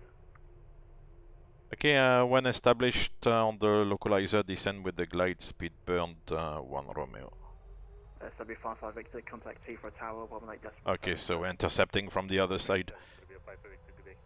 Not Speed bad. 50 X-ray, will establish 9 left, descend on the glide. So when established on the localizer, descend with the glide, that means clear for the ILS approach, or engage approach mode. Speed 667, speed 180 knots. Speed 180, 7667. Skyways 8164, turn right heading 280 degrees. Localizer capture. It's not tracking very well on the localizer there. Gosh. Airport. Localizer established, 9 left, speed burned 1 Romeo. Roger. Speed 50 X-ray, speed 160 knots to 40 me. Oh, what is the tracking doing? Really?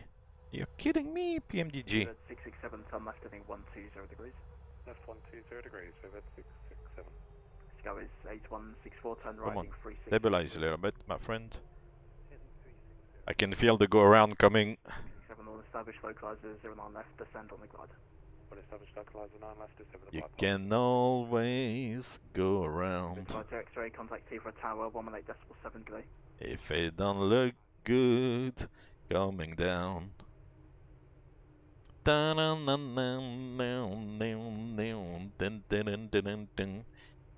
always go around.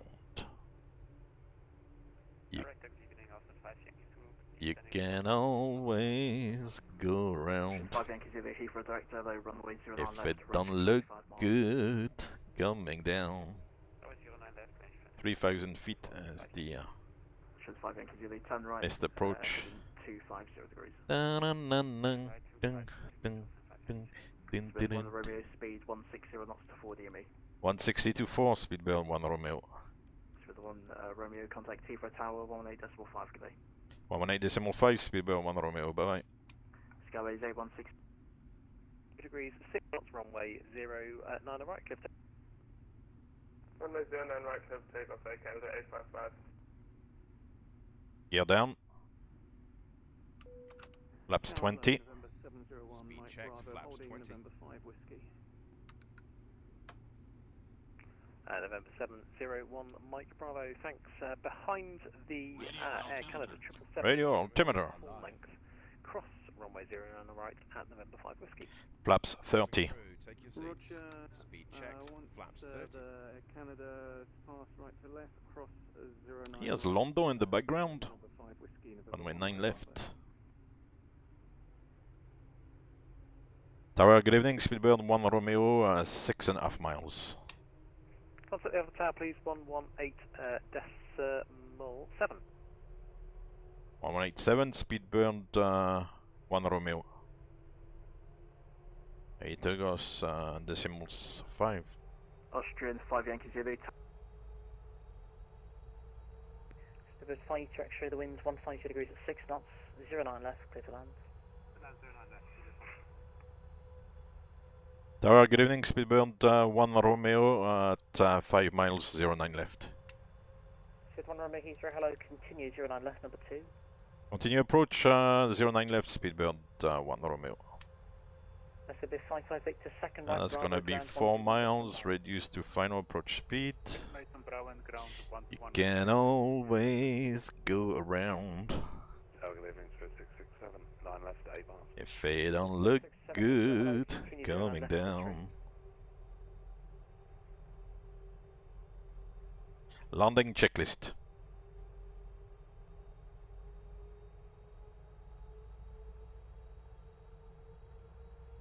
Ah, didn't do the approach checklist.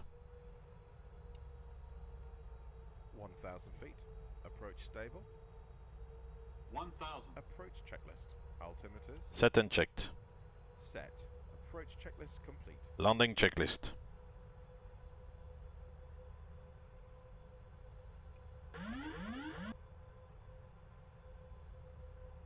Landing checklist.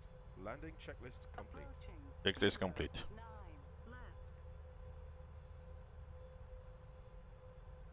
You can always go around. If it don't look good, coming down. 500. Up and upside down. Can always. Speed 5 to X-ray, expedite vacate rights.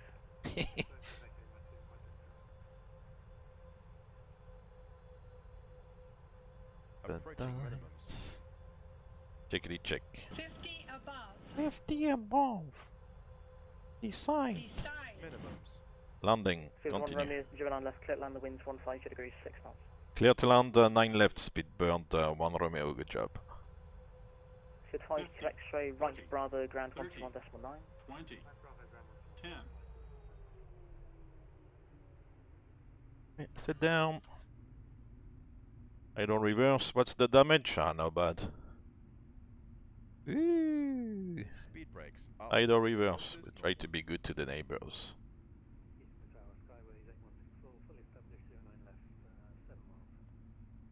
Skyway 8164, Heathrow, hello, continue. Ah, happy days. And 60 knots to the reversers. And we'll make this exit if the lights are correct. 60 knots. Oh man, I cannot see much in the scenery there. Ah, bugger. Which one is it? Oh no, this one is gonna be a little bit tight. The next one.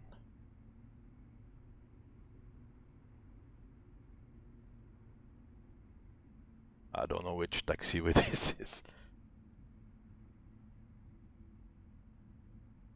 Speed 667, the wind's 150 degrees at 6 knots. I'm going on to Alpha.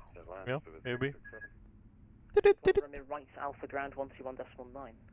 Right on Alpha, ground 121.9, Speedbird 1 Romeo. Thank you very much, bye bye. See ya. Tower, good evening, Austin 5 Yankee Zulu. What was the ground frequency? Totally forgot. Austrian 5 Yankee Zulu, Heathrow, hello. 121725 maybe? Number 3, Austin 5 Yankee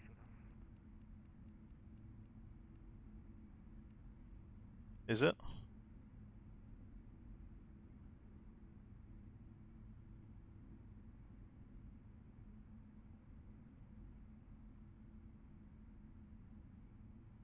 No, 12185. Just to confirm the ground frequency, please, for Speedbird 1 Romeo. Speed 1 Romeo, it's 121.9. 121.9 Speedbird 1 Romeo, thank you very much.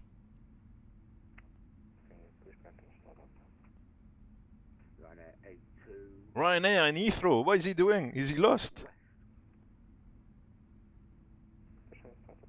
That was late clearance indeed, 100 feet. Ground, good evening, Speedbird 1 Romeo on Alpha. Speedbird 1 Romeo, taxi Alpha, hold short Delta. Taxi on Alpha, all short of Delta, Speedbird 1 Romeo. Oh gosh, where are we now? Speedbird 52 X-ray, contact ground 121.85. That's link 11. This will be your indication that it is safe to move around the cabin, gather your belongings and disembark. Okay, that's gonna be hotel. Yeah, here's hotel. And then it's gonna be Echo and then Delta. Oh, good. Thank you guys, 1219. Cool. I'll catch up with all the 747 show. You won the landing rate competition. 12 feet per minute off. GG. Woohoo. What's this guy doing there? I will give him way. This was... I don't know what this was. Okay. I don't know if I was supposed to give him way or where he's coming from. Doesn't matter. Ground, Speedbird 667, good evening. This was hotel, yeah. Speedbird 667, Alpha, hold short Delta, contact ground 121.85. Didn't think I'd speak to you for long. Alpha, short of Delta 12185 through 667. I think he landed short. And since I'm on the taxiway, I think I'm supposed to give him way, so.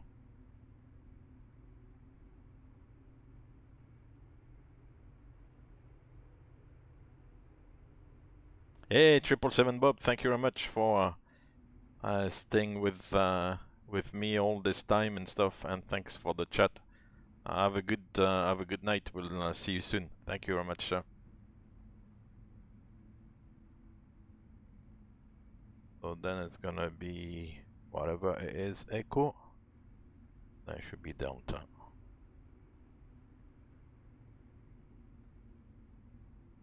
Skyways 8164.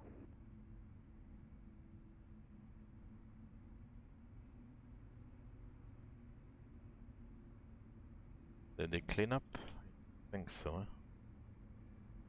Yeah.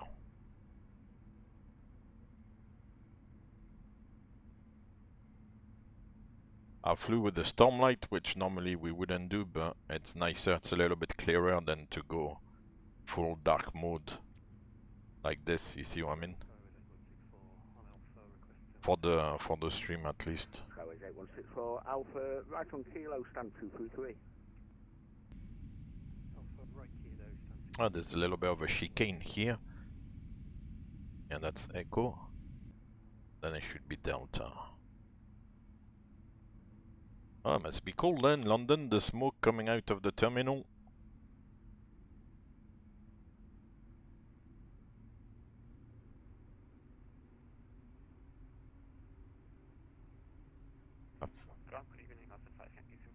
I think this is Delta coming up. Austrian 5 Yankee Zulu, second left on Bravo. Yeah. Right Kilo, stand 218. Clear to stand 218 via Bravo and Kilo, Austin 5 Yankee Zulu. Okay, that's Delta, all short of Delta. And backing brake set. the message. There's somebody landing. Where is he? Oh, United. Ole, ole, ole. Nice. Austria 5 Yankee Zulu, you've taken a slight wrong turn there. If you go second left and take stand 355. Now the last bit of suspense is GSX.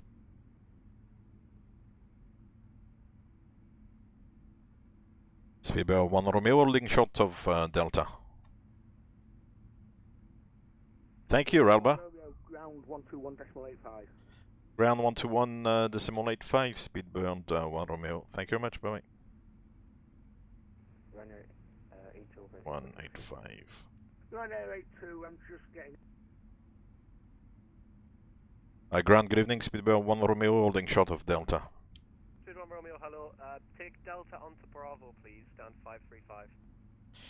Delta onto Bravo and stand 535, Speedbird 1 Romeo. So Delta, Bravo, 535. Let's go. Parking brake released. So Delta and then Bravo is the inner taxiway.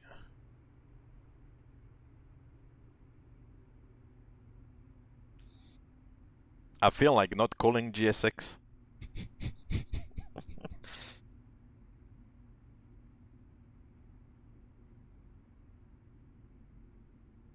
Ah, you went to do some.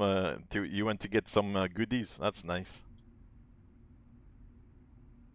Ah, let's try.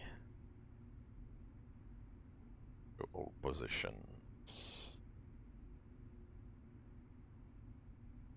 So that's to turn on to Delta. 33. Ah no, I don't have 335. I thought I had.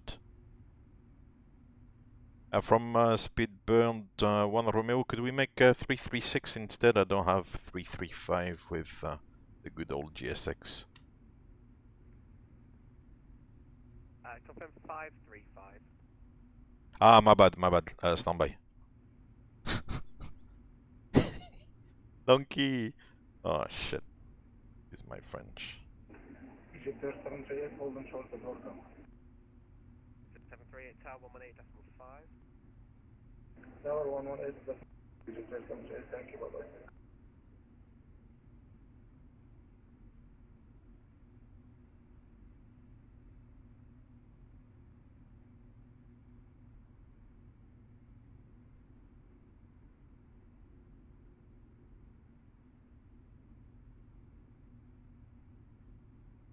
So, 535.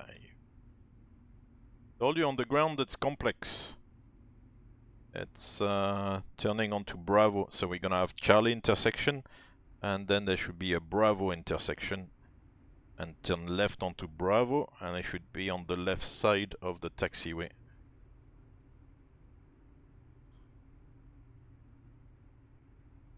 So this is Charlie, so Charlie is leading to the 550s and the 540s, so we don't want to go there.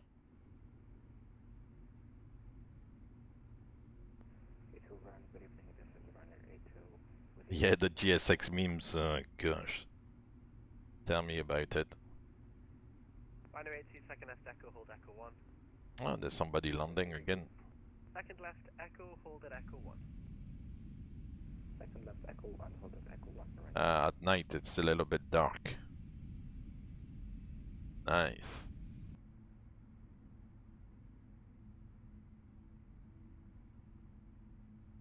And this is Bravo. Good.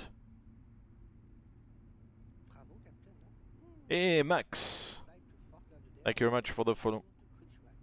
Welcome to London Heathrow.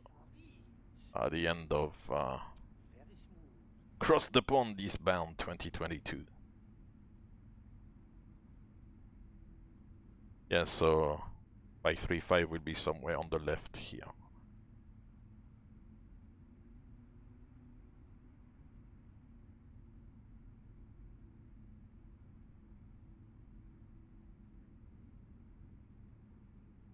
View is running good.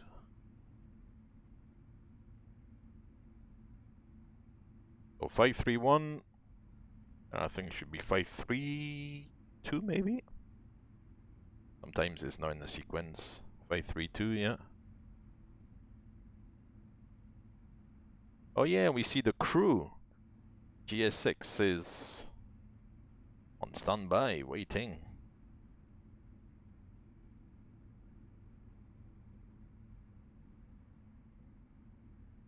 Yeah, there's quite a few speed burns around here.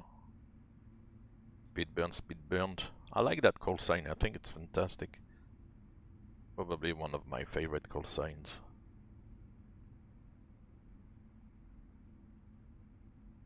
Instead of calling themselves British Airways, like, you know, Air France or Lufthansa, are speed burned.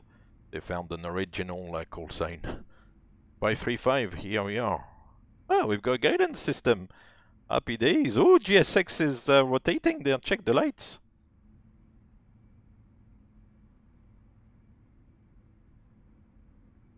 Lights and doors. Binary 82, second right Alpha Volt Hawker. I don't know, don't stop. Second right Alpha Volt Hawker. Don't stop, my friend. It's alright, it's hard to do the turns a little bit blind like that. Oh la la, it's gonna be terrible parking. Fortunately, it's the guidance system, so there's no London Lambada.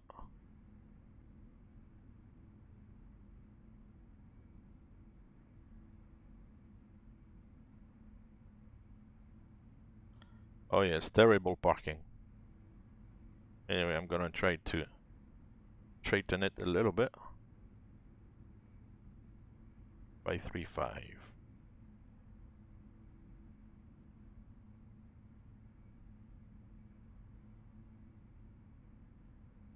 Up. That will do. The tail is probably all twisted, but doesn't matter. Parking brake is set, APU is running.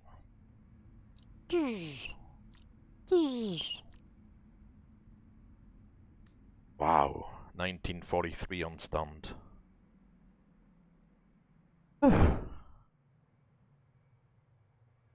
Let's disarm the doors.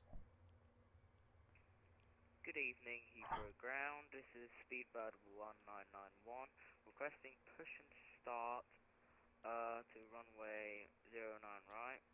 Speedbird 1991. Stand is 538. Speedbird 1991, push start approved face south. Let's do the deboarding. Facing south. Speedbird 1991. Binary 82, contact tower 118.5. Be ready for the disaster of the parking there. Ah no, I thought it was going to be worse. I thought the tail was going to be like this here. It's okay, it's not too bad. Deboarding, it doesn't like... What's going on with the bridge? Is the bridge not moving in this scenery? Oh, forget about it, doesn't matter.